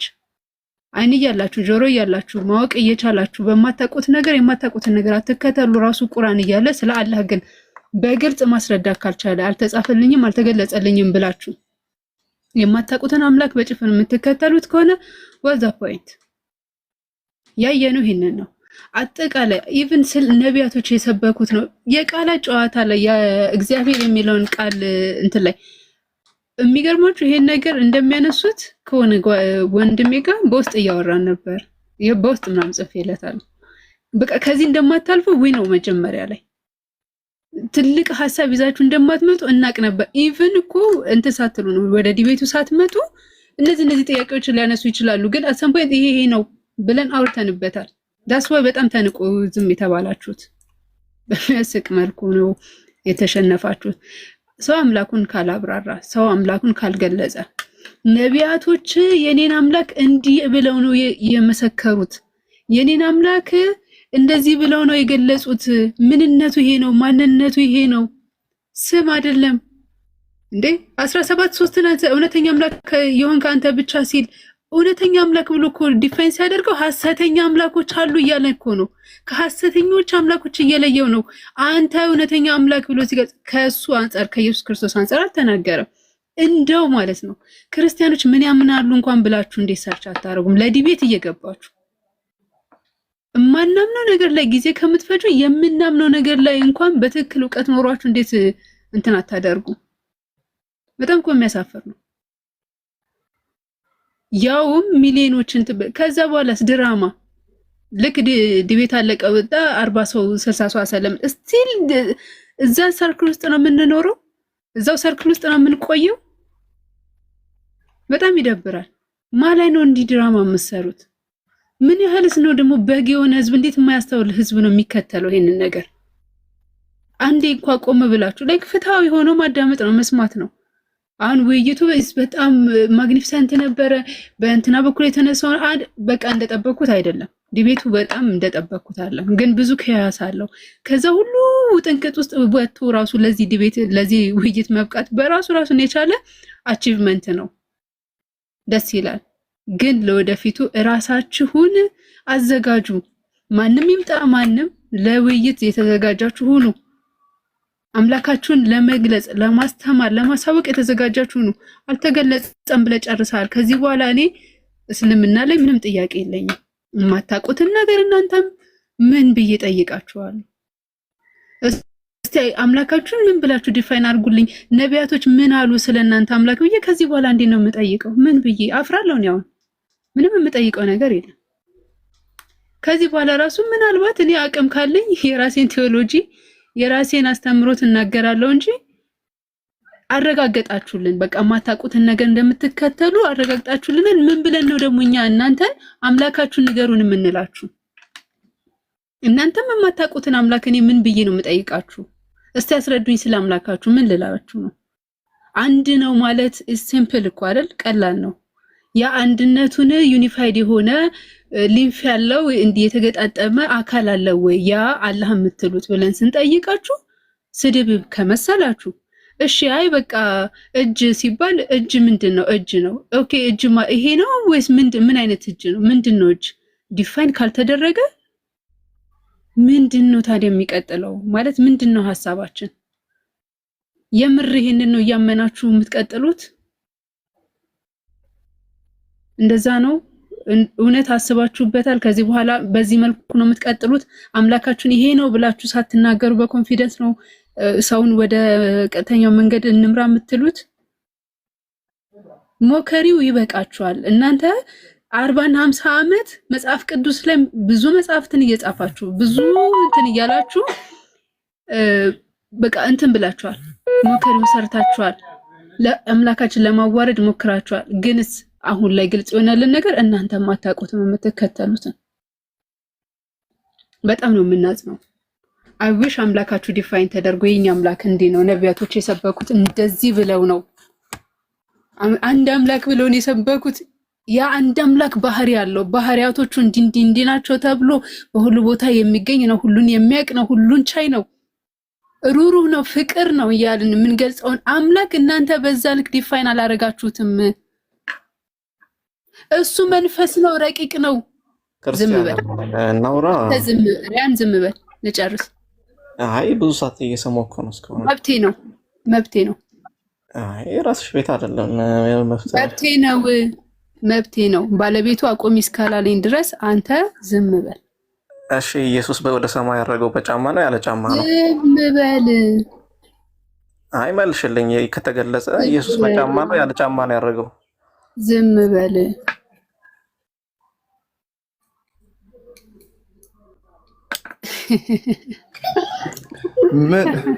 አይ ቆይ ምን አሳስቦት ነው በጫማ ነው ያለ ጫማ ነው ያለው? መንግስተ ሰማያት ጽዳት ሰራተኛ ትሆናለህ ያለ ሰው አለ እንዴ? እንደነሱ መስሏቸው ነው እንደዛ።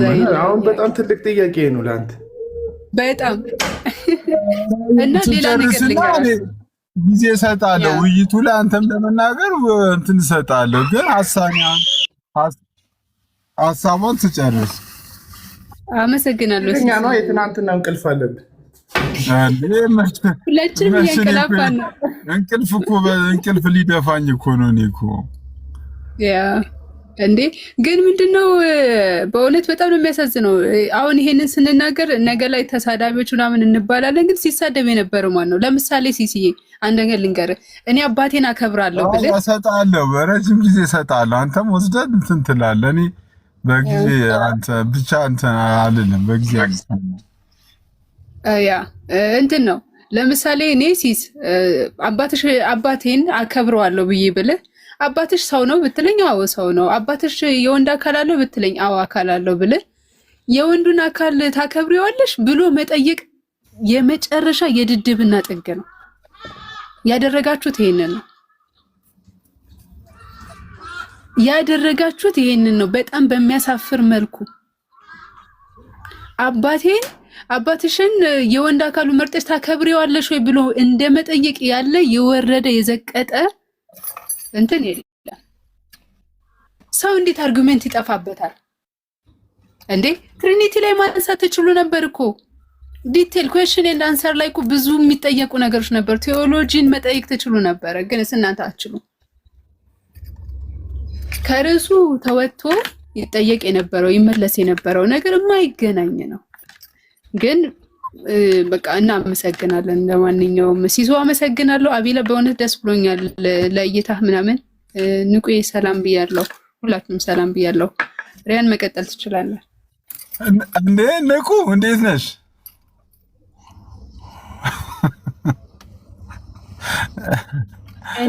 ከገባች ኧረ እኔ ራሴ ነኝ ያስገባሁት። ደህና ነሽ? እንዴት ነሽ? እግዚአብሔር ይመስገን። እንዴት ናችሁ? ሰላም ናችሁ? አለን ሰላም ነው። ሲላም ነው እንዴት እኔ አለ እንደግነ ይዘጋል እና አንተ አብላላ እንዴ ኧረ እንቅልፍ ሊደፋኝ ነው።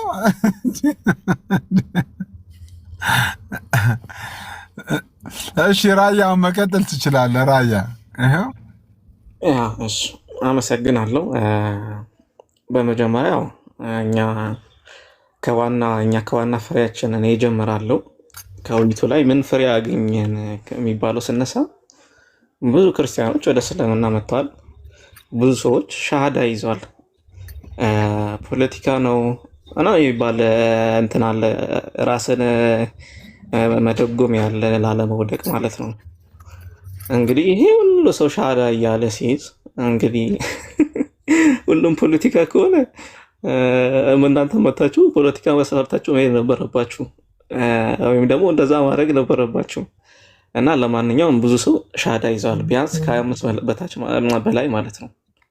በትንሹ ከ25 በላይ ሰው ሻሃዳ ይዘዋል። የኛ ፍሬ ይሄ ነው። አልሐምዱሊላህ። አንድ ሰው ውይይት ከፈለገ ፍሬው ከዘላለም እሳት ወደ ዘላለም ህይወት ነው ሰውን ማምጣት። ይሄኛ ፍሬ አፍርተዋል። አንደኛ የመጀመሪያው ማለት ነው። ሁለተኛ ሃይማኖታችን የሚያስተምረውን ብዙ በደንብ አሳይቶናል። ምን አለመሳደብን፣ አፍን አለመክፈትን፣ ማንም ሰው ቢሰድብ መልስ አለመሳደብ። ከመጀመሪያ ጀምሮ እሱ ምን ነበር ሲያስተምር የነበረው? መጽሐፎቻችሁ ላይ እንዲህ ስታገኙ አትሳደቡ፣ እነሱን አምላኮች ወይም ደግሞ የእነሱን አምላክ አትሳደቡ የሚል መልእክት ሲያስተላልፍ ነበር። ይሄ የእስልምና ዋና ትምህርት ነው። እኔ ለምሳሌ እዚህ መጥቼ ልሳደብ እችላለሁ። ውሱ ማታ ያደረገው ማንንም እንኳን ሙስሊሞችን አይደለም ክርስቲያኖችን አይደለም ኤቲስቶች እንኳን ሲመሰክሩ ነበር። ለምሳሌ እና አብዲስ አደፋር ሲመሰክሩ ነበር። ምን ማንም እነ ማን ነው ነበር? ሌላኛው ዮዳም ነው ይባል ሰውዬ ሲመሰክር ነበር። እኔ ላይክ ስክሮል እያደረኩ እያየው ነበር። ብዙ ሰዎች እንደውም አንዷ መጥቶ ክርስቲያን መስክራ ነው ሄደችው። እኔ በቃ በባህሪ በጣም ነው ማደንቅ። ይሄን ሁሉ ታግሰ አንዱ ራሱ ተሳርቢ የወረደው መጀመሪያ ማን ነው እሱን አድንቆ ነው ሄደው።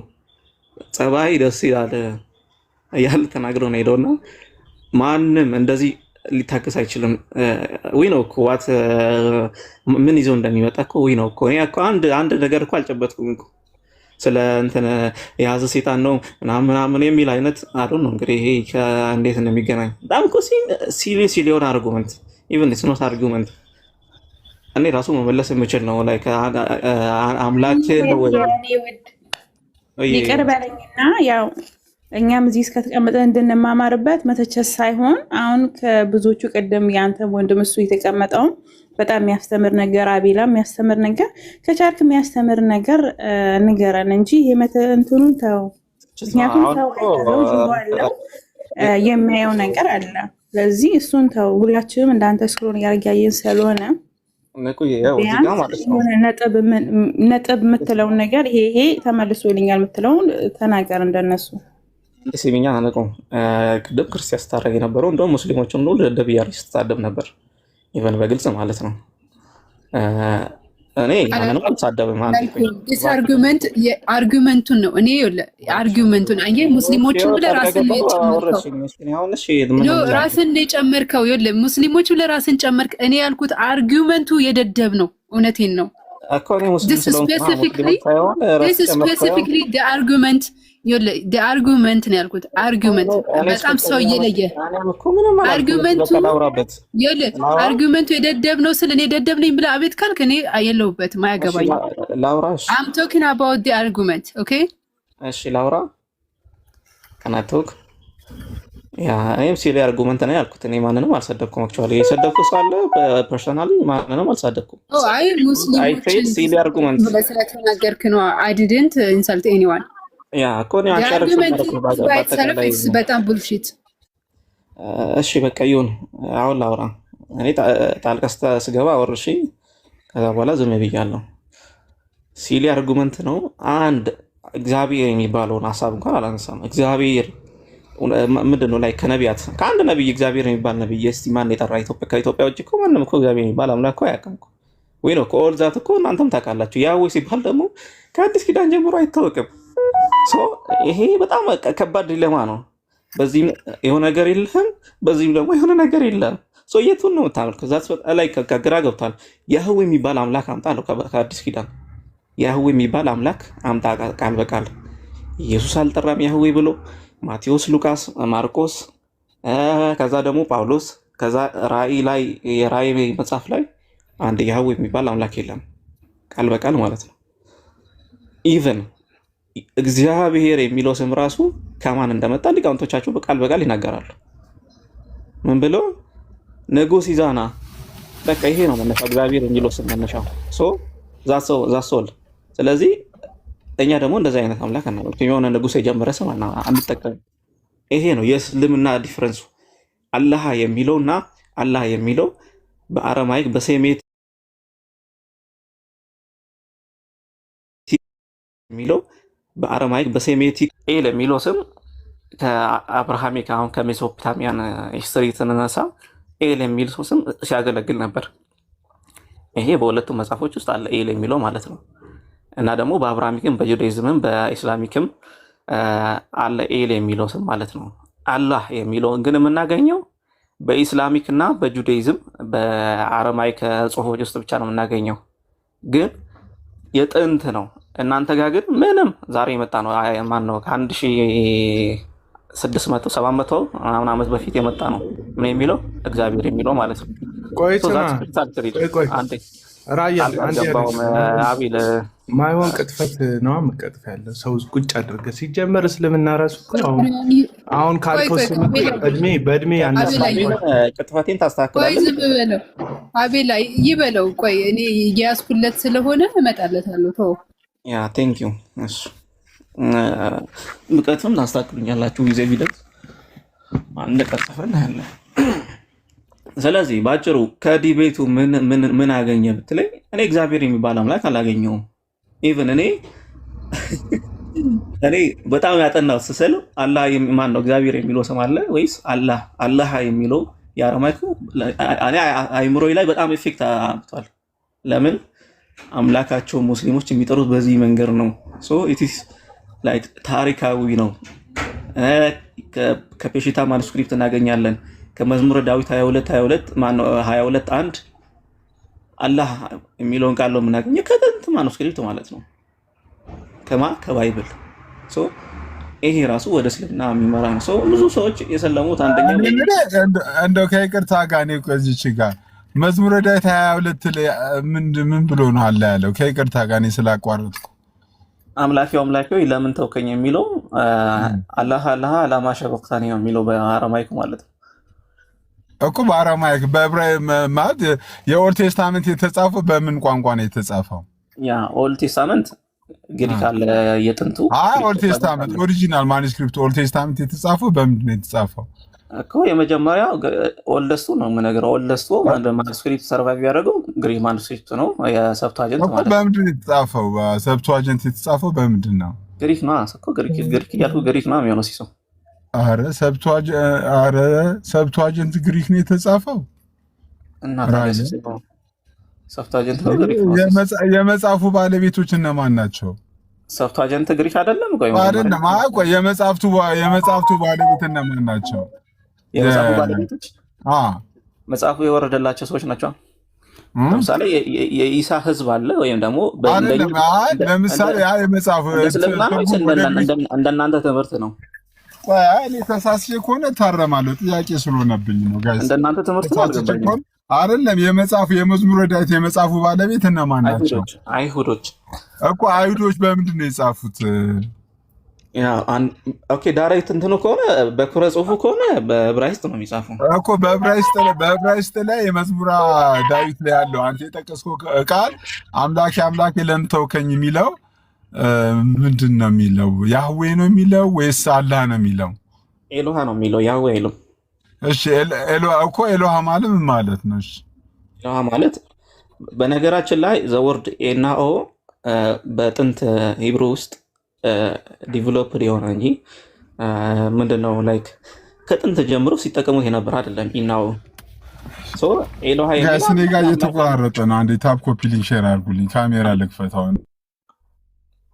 ኦኬ ታፕ እሺ ኤሎሃ የሚለው አምላኬ የሚለው ነው የሚተካው ባጭሩ።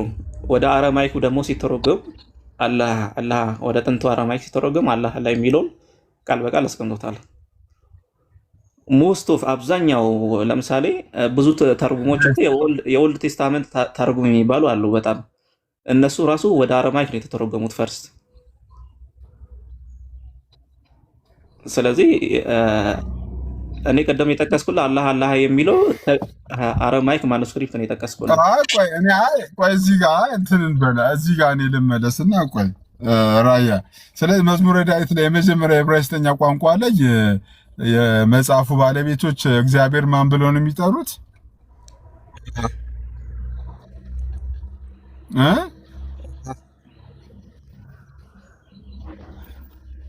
ይሰማለሁ ራያ አሁን መታል።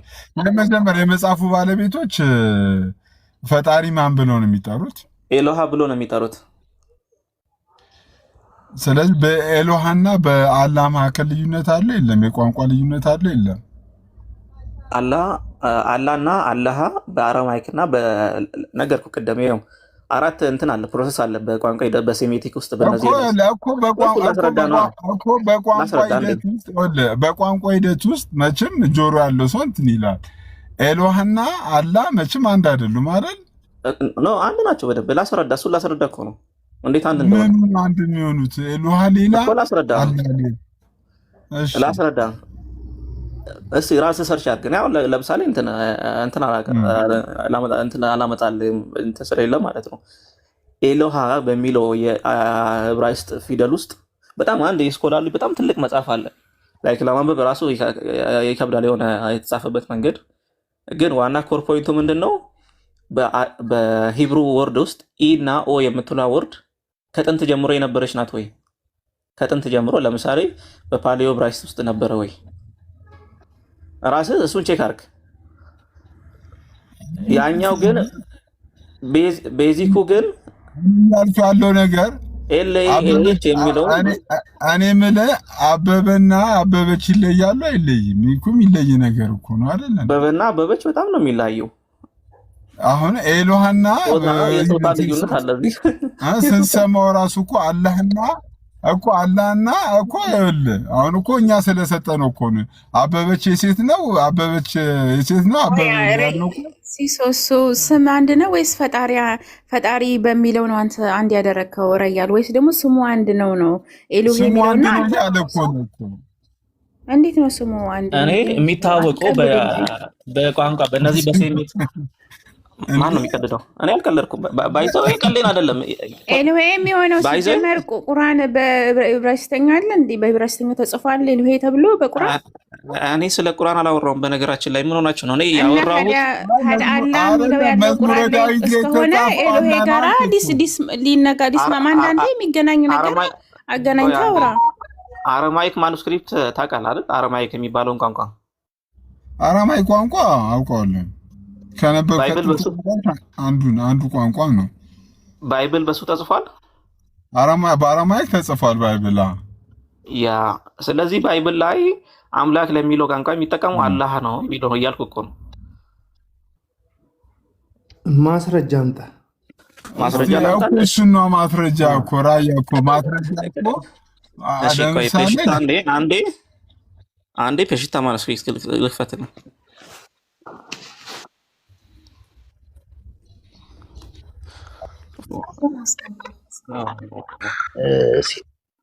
እስኪያወጣ ድረስ የመሐመድ ቤተሰቦች ቁረይሾች ያልኩት የነበረ ጣዖት ነው ወይንስ አላህ የሚባል መጽሐፍ? ይሄ አሁን አንተ የምትለው የአረብ ቋንቋ አላህ የሚባለው የለሽ ክርስቲያኖች የሚሉት አረብ ክርስቲያኖች የሚሉት እና እናንተ የምትሉት ኢቭን በስፔኒንጉ ላይ የተለያየ እንደሆነ እኮ ላሳየ ነው ልነግርህ። ስለዚህ አሁን እንጠይቅህ ቁረይሾች ሰዎች ይከተሉት የነበረው የቁረይሾች አምላክ ነው ወይንስ የነገር አምላክ? እሱን ቀጣ፣ እሱን አሳየን። ዲቤት አይደለም የገባ ነው። እኔ ለሲሳይ አሳየን።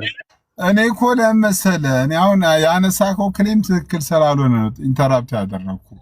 አሁን ለምሳሌ እንትን ነው አንተ እያልክ ያለው እኮ ኢቭን የቀደሙት ነቢያቶች ራሱ አሁን ለምሳሌ አንተ የጠቀስከው መዝሙረ ዳዊት መዝሙር 22 ላይ ያለው አላህ ብሎ ነው የጻፈው አልክ።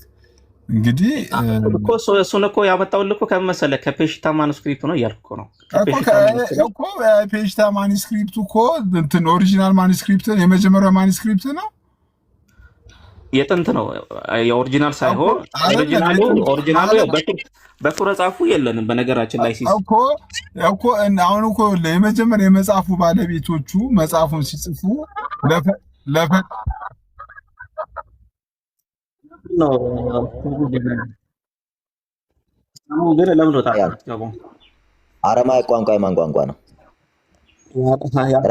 በጣም ውሸት እያወሸ ስለነበረ ነው። እና አረማይክ ቋንቋ የማን ቋንቋ ነው? ምን ባለቤቶች? እስኪ ይሄን መልስልን። ባለቤቶች ነው እየፈለገ ነው። አረማይክ ቋንቋ አሁን መጽሐፍ ቅዱስ በአረማይክ ቋንቋ ነው የተጻፈው እያልከን ነበር። በኩረ ቋንቋ አረማይክ ነው ስትለን ነበርና አረማይክ ቋንቋ የማን ቋንቋ ነው? እስኪ ጀስት እኔ እውቀቴን አክሰስ ላደርግ አንዴ ሲሳይ፣ እኔ ባይብል በአረማይክ ነው የተጻፈው ብያለሁ። በኩረ ጽሑፍ ጽሑፉ በእንደዛ ያልከን ነበር። እኔ አላልኩም። እኔ ያልኩት አረማይክ እያልከን ነበር እኮ ነው የሰማሁ ነበር። አጥፋሽ እያልኩ ነበር። ሰማን ነው ሰሙተው ራያን አሁን ልታረጋጋና አረማይክ ለማን አንዴ ሲቻርጌ ላሳይና እስታይ ሐሳቤን ጨርሼ እወርዳለሁ። ላይክ እኔ ምንም ግርግር አልፈልግም። ለመሰለ ራያ አሁን እኮ አንተን ኢንተራፕት ያደረግን ለመሰለ ኢንተራፕት ያደረግን አሁን ይሄኛው የቋንቋ ነገር ስላነሳ ነው እኮ እሱን አሳያለሁ። ኦሪጂናል ለምሳሌ የምን ቋንቋ እንደሆነ ይንገረንና ከዛም እንመጣለን ወደ ሴፕቱ ኤጀንት።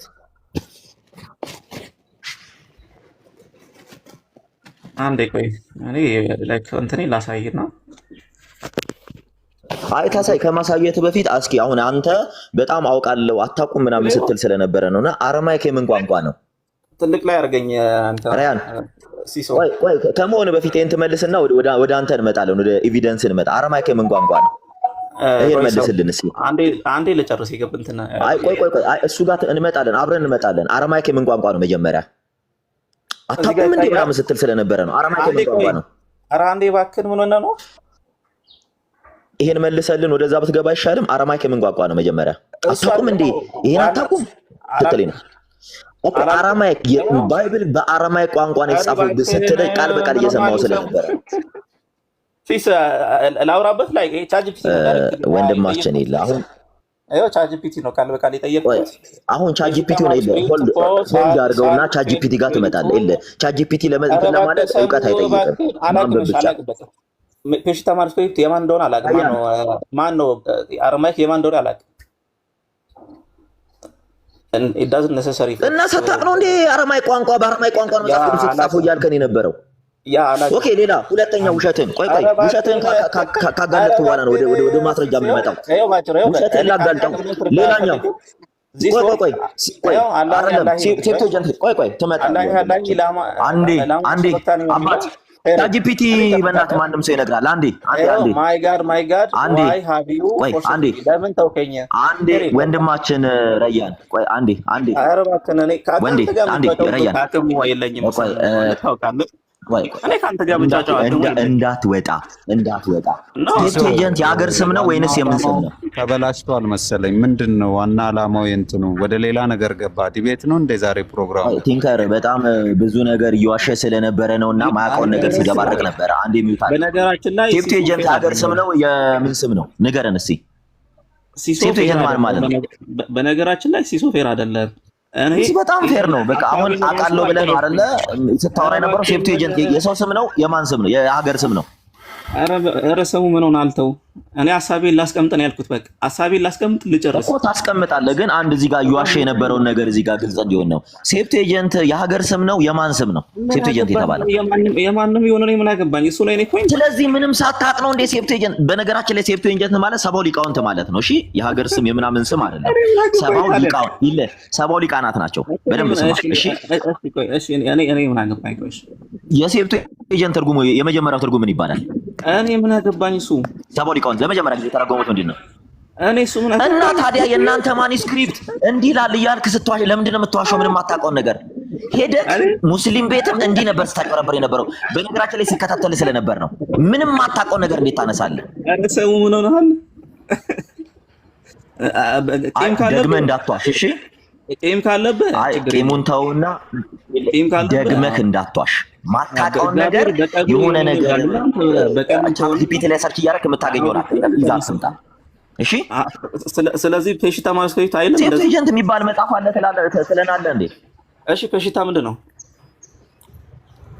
ሴፕቶጀንት የሚባል መጽሐፍ አለ ብለህ ትዋሸናለህ። ፔሽታ ምንድን ነው? እስቲ አዋቂ እንደ አዋቂ ስትጫወት ነበር። ፔሽታ ምንድን ነው?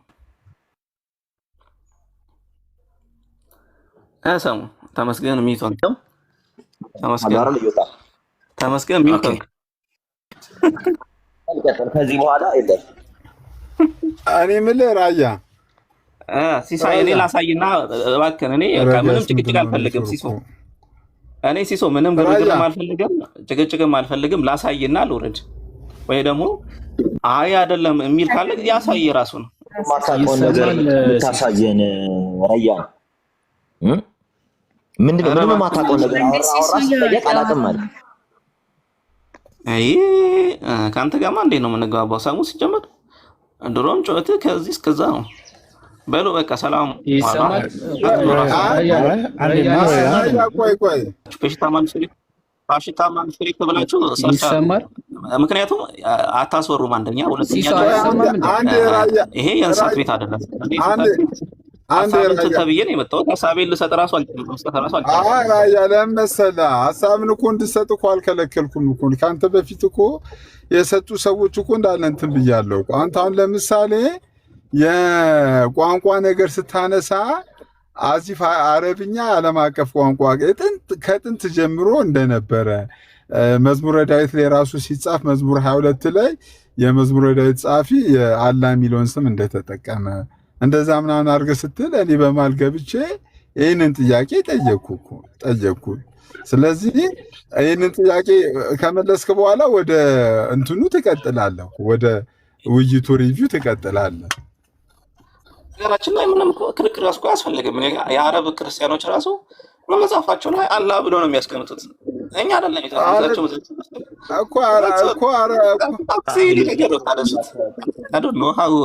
እንዴት ምን እንደምንመስላችሁ አላውቅም።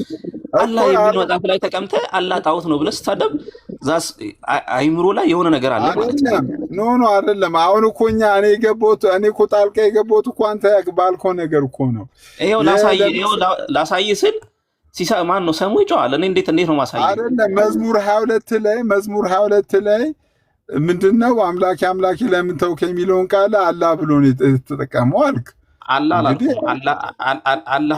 ነው የሚለው ነው ያልኩህ። አላህ አላልኩም። አላህ ምን ማለት ነው?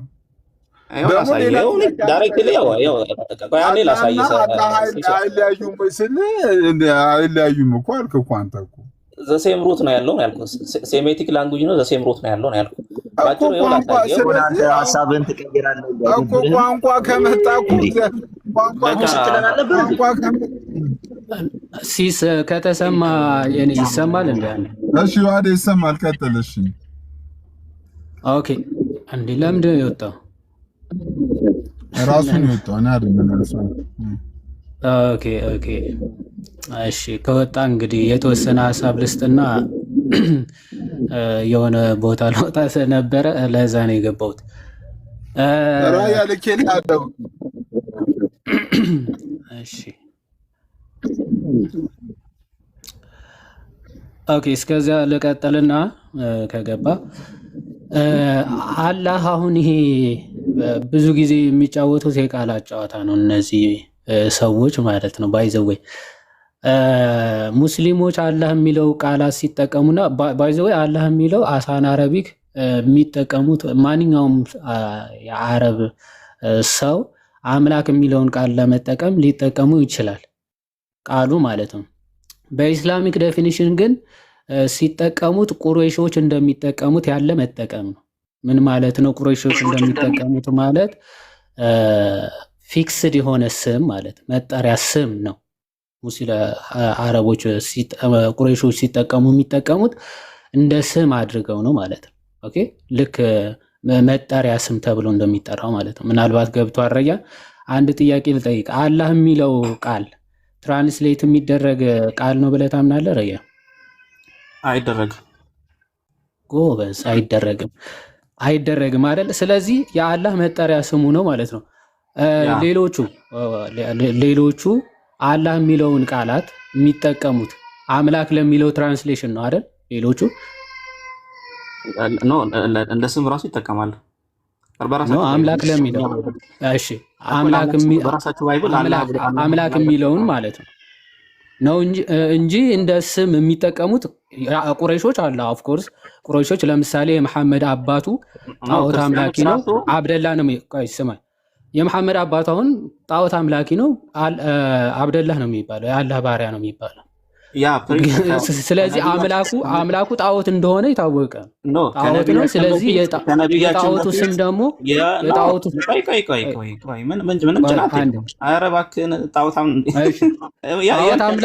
ጣዖት አምላክ አይደለም አብደላህ። ከዛ በፊት ለምሳሌ እኔ በራስ ልምጣ። ለምሳሌ ጣዖት አምላኪ ነው አብደላህ አይደለም።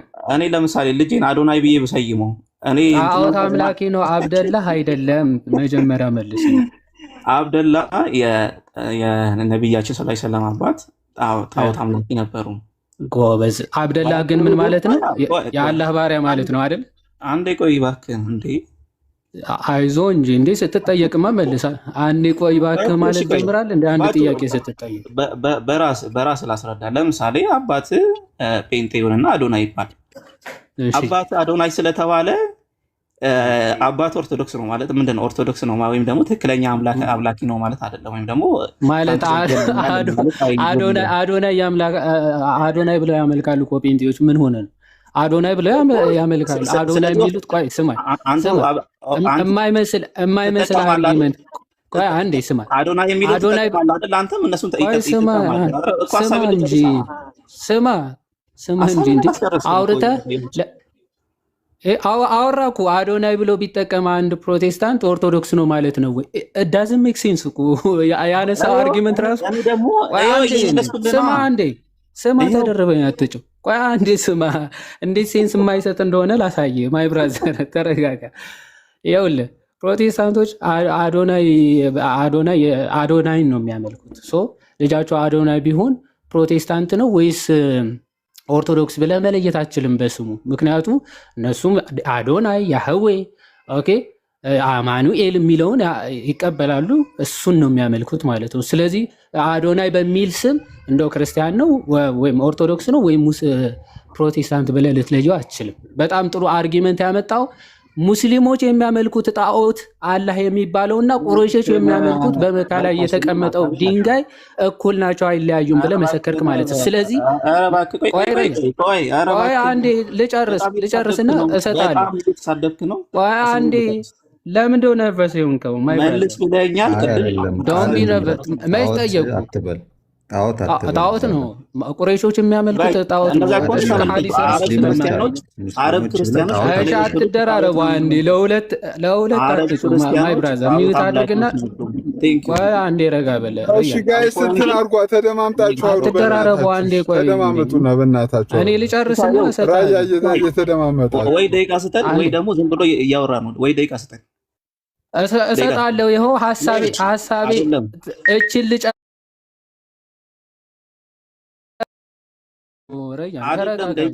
እየተሳደብክ የምታወራ ማለት እኔ ቁጭ ብዬ ምንድን ነው ቁረይሾች ድንጋይ ያመልኩ እንደነበረ ስድብ ነው። ሐዲስን ካላወቅ ማይ ብራዘር ስድብ ያልኩን ሐዲስ ነው ማለት አትጩህ። ቆይ አንዴ ረጋ በል። በ8 ቀን የተገረዘ ድንጋይ ያመልካሉ ብለህ አሁን ይኸው ስድብ ጀመረ። በጣም ተናዷል ማለት ነው። ቁረይሾች የሚያመልኩት ድንጋይ ነው ማለት ስድብ ነው ለአንተ? ክርስቲያኖች ሐዲስን አታውቅም ማለት ነው። ስለዚህ ላሳየ ቆይ አንዴ ረጋ በል ተደርበኝ አትጩ። ለምዶ ዝም ብሎ ተረጋጋና ቆይ ሀሳብ ልጨርስና ከዛ ትቀጥላለህ እያሉ የአንተ ገና 10 ዓመት ይቀራል እኮ ሙስሊም ለመባል ክርስትና አይደል እንደሄድከው። ቆይ ተረጋጋ። ሙስሊም ራሱ አይደለም ሁሉ ሙስሊም ተረጋጋ። መዝሙረ ያሬድ ያለው ክርስቲያኖች ወንድ ልጅ ታመልካለህ ስትባሉ አዎ በሉ ብሏል። ወንድ ልጅ ዝም በል። ለምን ዝም ብላለሁ? ተረጋጋ። ወንድም ከጭራሹ ዝም እንዳላስብልህ ነው መረጋጋት ያለብህ። ዝም መሬት ላይ በሰዓት እናውራ። ሲሶ አንዴ ላውራ። አሁን አንተ በመግባትህ የሚጧጧፍና የሚቀልጥ ቤት እኮ የለም። በቃ ትወርዳለህ፣ ከዛ ይወራል፣ ትመጣለህ። እሺ አሁን እነዚህ ሰዎች አንድ ቃል ስትናገር በጣም ነርቨስ የሚሆኑት ለምንድን ነው? እውነቱም በቃ የሚያመልኩት አምላክ እሱ ስለሆነ ማለት ነው። ስለዚህ አንድ ቃል ሲነገር እሪ የምትሉ ከሆነ ወይም መጻሕፍቶቻችሁን እወቁ፣ ካላወቃችሁ ደግሞ ጠይቁ። ኦኬ ቁረይሾች ያመልኩት የነበረው ድንጋይ ነው፣ ያንንም አላህ ብለው ይጠሩት ነበር ሲባል ተሳደብ ካሉ ሐዲስህን አንብብ እንጂ ማይ ብራዘርስ። ሰሒህ ቡኻሪ 4376 ላይ ኦኬ ምን ነበረ ያሉት ቁረይሾች? ባይ ዘ ዌይ መሐመድን የተከተሉ ቁረይሾች ማለት ነው። ኦኬ we used to worship stones አለ፣ ድንጋዮችን እናመልክ ነበር። and we found a better stone than the first one. We would throw the first one and take the later, but if we could not get a stone ምን እናደርግ ነበር አሉ? then we would collect some earth ወይም ደግሞ ሶይል ማለት ነው and then bring a sheep and milk that sheep over it and perform the tawaf around it አለ። እሺ ይህንን ያመልኩት ነበር አይደለ? ቁረይሾች ይህንን አላህ ብለው ይጠሩታል አይደል? ኤግዛክትሊ እናንተም ያንን ጥቁሩ ድንጋይ አላህ ብላችሁ ልታመልኩት ይገባል ማለት። ምክንያቱም ቁረይሾች ያመልኩት የነበረው ድንጋይ ምን በማድረግ ነበር የሚያመልኩት? ተዋፍ በማድረግ ማለት ነው። ማይ ብራዘር መካ ድረስ ሄደው ተዋፍ ታደርጋለህ? ኦፍኮርስ ታደርጋለህ። በቃ ከቁረይሾች የወሰድከው አምልኮ ነው እየወሰድክ ያለው ማለት። ቁረይሾች አላህ ብለው የሚያመልኩትን አካል ነው እያመለክ ያለው ማለት። እነሱ ድንጋይ ካገኙ ጥሩ ድንጋይ ካገኙ እሱን ያመልካሉ። ካላገኙ ደግሞ አፈር ቆልለን ምን እናደርግ ነበር? ሺፕ ወይም ደግሞ ጎት በግ ወይም ደግሞ ፍየል አምጥተን እናልብና እዛ አፈር ቆልለን እሱን እየዞረን እናመልክ ነበር። መካ የሚደረገው ዘ ሴም ሺት ነው ማለት ሙስሊሞች የሚያደርጉ። ስለዚህ ይሄን ያመልኩ ነበረ ሙስሊሞች ማለት ከእስልምና የነበሩ ቁረይሾች ይሄን ያመልኩ ነበረ እና የሚያመልኩትን አካል ደግሞ አላህ ብለው ይጠሩት ነበረ። እነሱ አስ ኤ ኔም ነው ያንን ስም የትኛው አምላክ ነው አላህ ብለው የሚጠሩት? ስፔሲፊካሊ የጨረቃ አምላክ ማለት ነው። የጨረቃ አምላክን አላህ ብለው ይጠሩት ነበረ። ስለዚህ ሙስሊሞችስ ያንን የጨረቃ አምላክ ነው አይደለ አላህ ብላችሁ የምትጠሩ? ኦፍኮርስ እሱን ነው። ለዛ ነው ትራንስሌት የማይደረገው። ጣዖት ሲሆንና የሆነ ስፔሲፊክ ቦታ የሚገኝ አካል ሲሆን ነው ባይዘው ስሙ ትራንስሌት የማይደረገው። እንደ ጀግንነት አላህ የሚባለው እኮ ትራንስሌት አይደረግም ብላችሁ እንደ ጀብድ ታወራላችሁ። ጣዖት መሆኑን እየመሰከራችሁ ነው። ለምን? ለምሳሌ እንደው የሆነ አካባቢ የሚመለክ ጣዖት የትም ቢሄድ ስሙ ትራንስሌት አይደረግም። ህንዶች የሚያመልኩት ለምሳሌ የሆነ ጣዖት ለምሳሌ ህንዶች የሚያመልኩት ረጅድ የሚባል ቢኖር ለምሳሌ የትም ቦታ ብትወስደው ረጅድ፣ ምክንያቱም እዛ ስፔሲፊካሊ ቦታ የሚገኝ ጣዖት ብቻ ስለሆነ ማለት ነው። የትም ቦታ የሚገኝና በሁሉም ቦታ የሚገኝ ነገር እንኳን አምላክ ይቀርና የተፈጠሩ ነገሮች በሁሉም ዘንድ የሚታወቁ ነገሮች ግን እንደየ አካባቢያቸው ስም ያወጡለታል። ለምሳሌ ፀሐይ በየትኛውም ቦታ የታወቀች ነች አይደል? ፀሐይ ስፔሲፊካሊ እዚህ አካባቢ ብቻ ነች ያለችው አይባልም። ስለዚህ ፀሐይ እያንዳንዱ በቋንቋ ይጠራታል። ለምሳሌ እንግሊዘኛው ሰን ሊል ይችላል፣ አማርኛው ፀሐይ ሊል ይችላል፣ አረብኛው ሌላ ሸምስ ምናምን ሊል ይችላል። ኦኬ እንደዚህ እያለ በመጥራቱ ፀሐይ ኦኬ ማለት በአማርኛ ስሙ የተሰጠበት ቀን ለምሳሌ የታወቀ ቃሉ የወጣበት ቀን የሆነ ለምሳሌ እንደው ትናንትና ነው ቢባል ፀሐይ የጀመረችው ወይም ደግሞ ፀሐይ የጀመረችው ትናንትና ነው ማለት አይደለም። ስሙ ትናንት ስለተጀመረ ማለት ፀሐይ ግን አዘ ኢንድ ኦፍ ዘ ዴይ ምንድነው በሁሉም የታወቀች ነው፣ በሁሉም ያለች ነች ማለት ነው። የአላህ ስም ትራንስሌት የሙስሊሞች አክቹአሊ የሙስሊሞች አላህ ትራንስሌት የማይደረግበት ዋነኛ ምክንያት መካ ውስጥ ብቻ የሚታወቅ ስለሆነ ነው። መካ ውስጥ ብቻ ነው የሚታወቀው። ማስረጃ አለ? አዎ አለ። ቁርአናችሁ የራሳችሁ ቁርአን ማለት ነው በመካና አካባቢዋ ዙሪያዋ ብቻ ያሉትን እንድታስፈራራ ተላከ ነው የሚለው። ወይም ደግሞ የካዕባውን ጌታ ይላል። የካዕባውን ጌታ እንድታመልክ ታዘዝክ ነው የሚለው። ይህ ካዕባ ጌታ የሚባለው በዛ ሰዓት ሁባልም ይሉት የነበረ የቁረይሾች አምላክ ነው ማለት ነው። ለዛ ነው ትራንስሌት የማይደረገው። እግዚአብሔር ግን የፍጥረታት ሁሉ ጌታ ነው።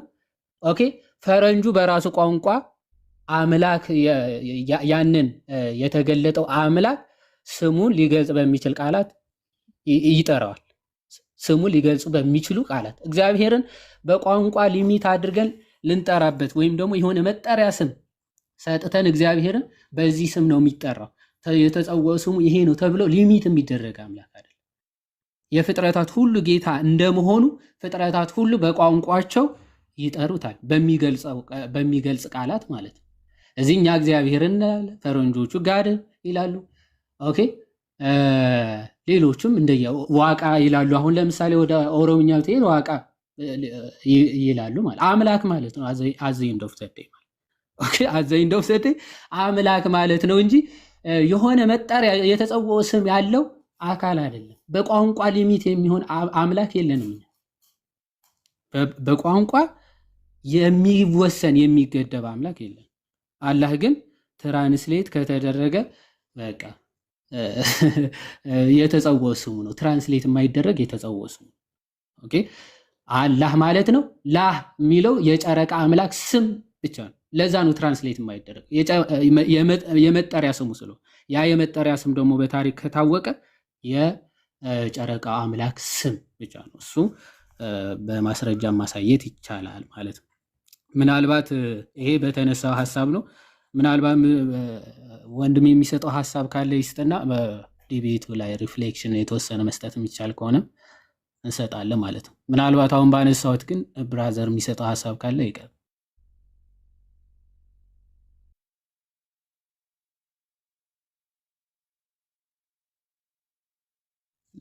ለምንድን ነው የጨረቃ አምላክ ያልኩት? ባይዘ ወይ በየመስጊዱ ጨረቃ በደንብ ትመለከታላችሁ። ከዛ ጋርም የሚገናኝ መስጊዶቻቸው ላይ ቲንከር ጨረቃ ሀሳብ ስጥ እያለ እኮ ነው ቲንከር።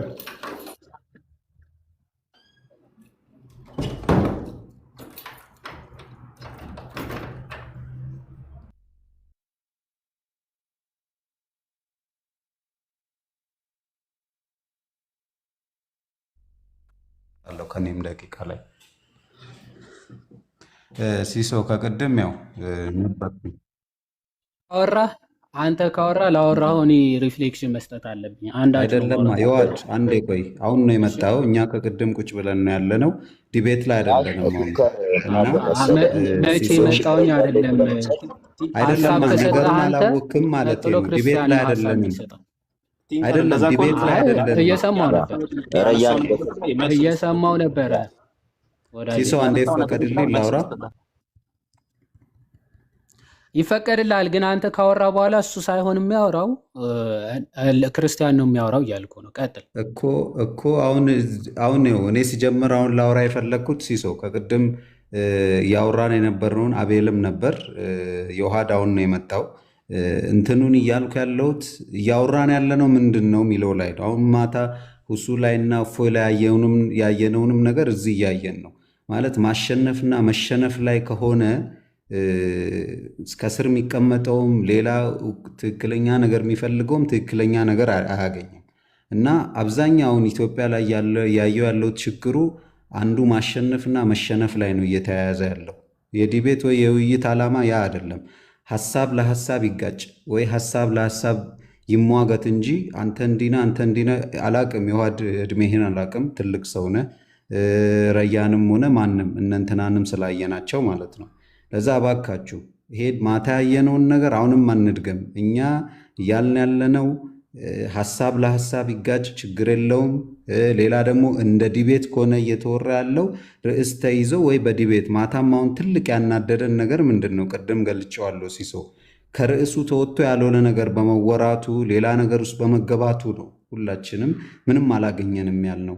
ለዛ አሁንም እዚህ ጋር የተቀመጠው ነገር ካለ በመደማመጥ ሁሉም የራሱን ሀሳብ ያቅርብ እንጂ ከሀሳብ ወጥቶ ሌላ ነገር ሲል ርዕስ ተቀይሮ ሲሆን ነው ሌላ ነገር ደስ የሚለው። እንደዛ እናድርገው እና ቅድም አሁን ለምሳሌ ክርስቲያን ምን ብላ ነበር? አንድ ወገን አንወግን ብዬ ነበር ከቅድም ማለት ሳንፈልግ ልንወግን እንችላለን፣ ግን ቢያንስ ደግሞ እንትንኑን ትንሽም ቢሆን ፍትሐዊነት ኑን እቺ ስሜታችንን ተቆጣጥረን ማለት ነው። እና በጣም ኢዲየት የሆነ ቡልሽት የሆነ ሀሳብ ነበር ከውሱ ሲነሳ የነበረው ምናምን ነገር እያለች ነበረ። ያው ይህን እንደዚህ ብለን ገብተን ማለት ለምሳሌ እንዲህ ስትይ አንቺ አንዱም ተነስቶ እኮ ያ ቡልሽት ነው ያነሳው እሱም ይላል። ያ አይደለም እኛ የምንፈልገው እንደዛ አይደለም። ግን ሀሳቡ ላይ እናውራ። እዚህ ጋር ለምሳሌ እንትና ይዞ የመጣው ሀሳብ አለ፣ ሁለቱም አልተመችንም፣ እንትና ያቀረበበት መንገድ አልተመቸም ምናምን እያልን በዛ ዙሪያ ነው እንትን እያወራን ያለ ነው። እና ነገራቶች ይደጋገማሉ። አሁን እንትና ያለውም እንትናም ተነስቶ ይለዋል። አሰልቺ ነው የሚሆነው ያ ነገር። ለዛ እንደ ሀሳብ ቡልሽት ከሆነ ቃል መለቃቀም ሊሆን ነው መለቃቀም ሊሆን። እኔ ለምሳሌ ከእፎ የያዝኩት ቃላቶች አሉ፣ እናንተም ልክ ከውሱ የያዛችሁት ቃላት እንዳለ ማለት ነው። ያን አይደለም እኛ የምንፈልገው። ቃል ከሆነ አሁንም ባለመግባባታችን ነው እየሄድን ያለ ነው። ለዛ ይሄን ለማለት ነው። የውሃድ ርዕሱን ቀይረዋል ነው ያልኩት። የተቀየረበት ምክንያትም ትንሽ ረያን ቅድም ንግግር ሲያደርግ አንዳንድ ነገር ሲያወራ ሲሶ ገባና በዛ ላይ እንትን ሲል ነው ሰሙን መጣ ምናምን ነገር ወጣ ከርዕሱ ሌላ ነገር መጣ። ዲቤት መሰለ እንትን ከፍተ ምናምን ነገር አልክ። እኔ ደግሞ ቅድም ጣዖት አትበል ያልኩህ ምክንያት የሙስሊሞችና የእንትኖች የሚያመልኩት ጣዖት ናቸው አልክ እና ተጠቀምክ። ለዛ ነው እንጂማ እናውቃለን እንትኖች ጣዖት እንደሚያመልኩ ማናቸው። ቁረይሾች ከዚህ በፊት ከማስለማቸው በፊት ጣዖት የሚያመልኩ እንዳለ ያላሰለሙም ጣዖት በማምለክ የሞቱም አሉ እናውቃለን። እሱን እየካድን አይደለም። ግን እና ብለህ እኛ ሙስሊሞችንም ይላስገባ። ለዛ ነው እኔ በማል የገባሁት። ይቅርታ፣ አመሰግናለሁ። አንዳንድ ያነሱትን አንድ ጊዜ ጠብቅ አውራ፣ እኛም እድል እናገኘን።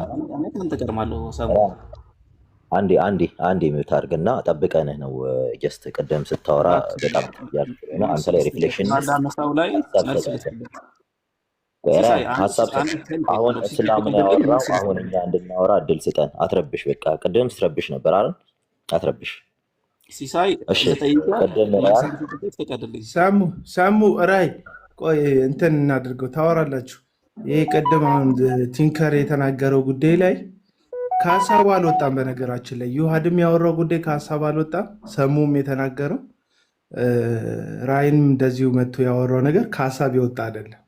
በእፎይና በህውሱ በኩል የነበረው ውይይት ላይ እግዚአብሔር እኮ ከኤርፖርት ማያልፍ ስም ነው የሚል ነገር አንስቶ ነበረ ሁሱ ማለት ነው። ከዛ ለዚህ ደግሞ አላህ ኢትዮጵያውያን ሙስሊሞችም ደግሞ አረብ ሀገር ያሉም ክርስቲያኖችም አላህ የሚለውን ቃል እንደሚጠቀሙ ለመግለጽ ሙከራ አድርጎ ከዛ እኛ የምንጠቀመው የእኛ የአምላክ ስም ባህር የተሻገረ ነው እንደዚህ ነው የሚል መልክ ሊሰራ ፈልጎ ነበረ። ከዛ አንጻር አላህ የሚለውን ስም ይዞ ነው ራይን እንደዚህ አይነት ሀሳብ ያመጣ። ምን እያለ ነው? አላህ የሚለው ስም ያህዌ ከሚለው ስም ጋር የተያያዘ ነው ብሎ አርማይኩም ዕብራይስጡም ሰብታጀንም እያለ የተለያየ ምንም ማስረጃ የሌላቸው ነገሮች ይነካክተዋል። ስለዚህ አሁን ሲጀመር ራሱ ሁሱ ራሱ እዛ በውይይቱ ጊዜ ላይ ያነሳው ሀሳብ በጣም የሚያስቅና የደከመ ሀሳብ መሆኑን ለመናገር ሞክረናል በቻለው መጠን። እሱ ላይ ብናተኩር የበለጠ ዮሐድም ቅድም ካብራራው ሀሳብ ጋር ራይም ከጀመረው ሀሳብ ጋር አያይዘን በደንብ መሄድ እንችላለን። እኛ እግዚአብሔር ስንል ወይም ፈረንጆቹ ጋድ ሲሉ አሊያም ደግሞ በኦሮምኛ ዋቀዮ ሲባል ወይም በሌላው ቋንቋም የተለያየ ስያሜ በመጽሐፍ ቅዱስ ትርጉሙ ሲገባ መሰረታዊ የሆነ የስሙን አቻ ቃል በመጠቀም በሀገሬው ቋንቋ መጠሪያ ከማበጀት አንጻር ነው እንጂ እንደው ወንዝ የማይሻገር ኤርፖርት የማይሻገር ስም ሆኖ አይደለም።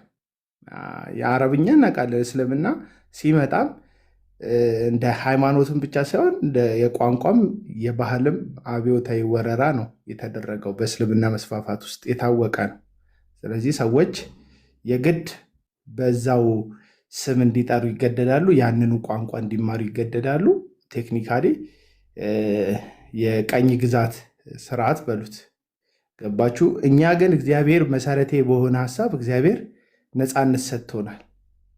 የባህል ወረራ አይደለም የተደረገብን።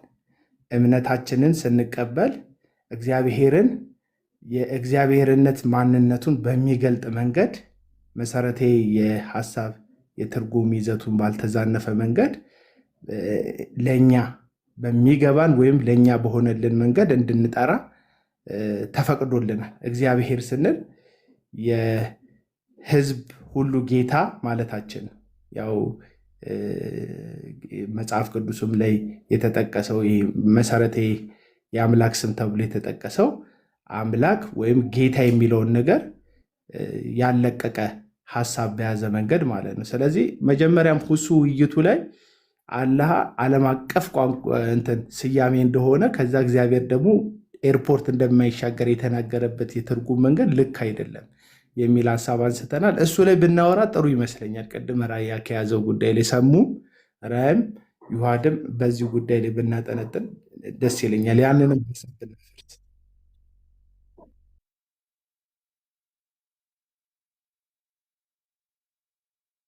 እኔ አካሄድ ነው ያስተካከልኩት። እኔ አካሄድ ነው መስመር ሰብሰብ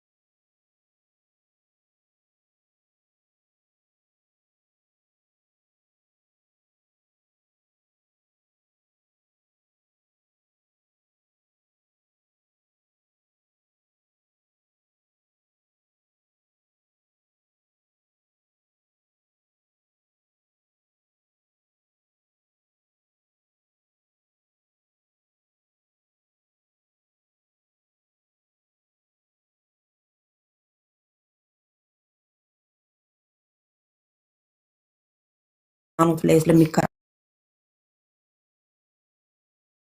ሃይማኖትን መከራከርና እንትን ማለት መማማር ይቻላል። አይ ቲንክ ፍሪ እንትን ይመስለኛል። በኢትዮጵያም ህግ ፍሪ እንትን ነው ያሸን እንትን ያለ ጋይስ ምን ሆኖ ነው እናታችሁ?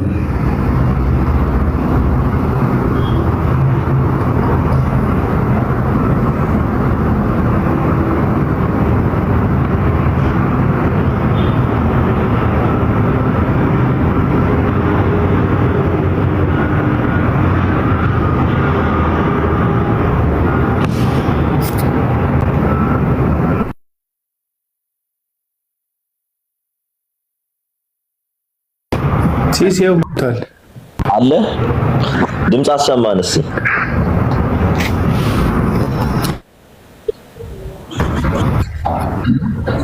ድምጽ ታፕ ኮፒ ሊንክ አርጉ ጋይስ አለ ሰማና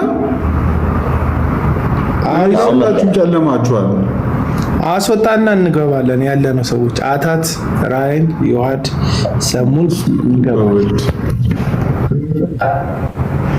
ዝጋውና እንውረድ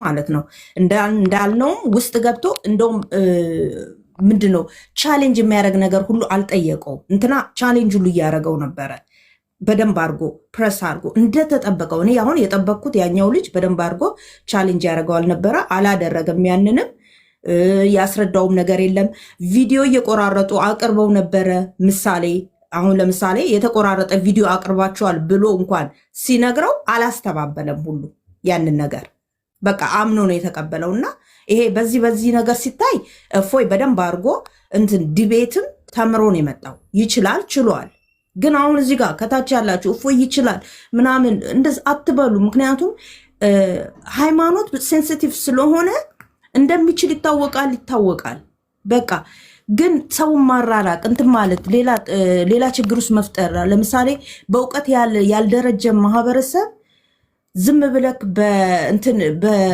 በጀግንነት በምን ስትለው ወደ እንትን ውስጥ ነው የሚገባው ወደ ጥላት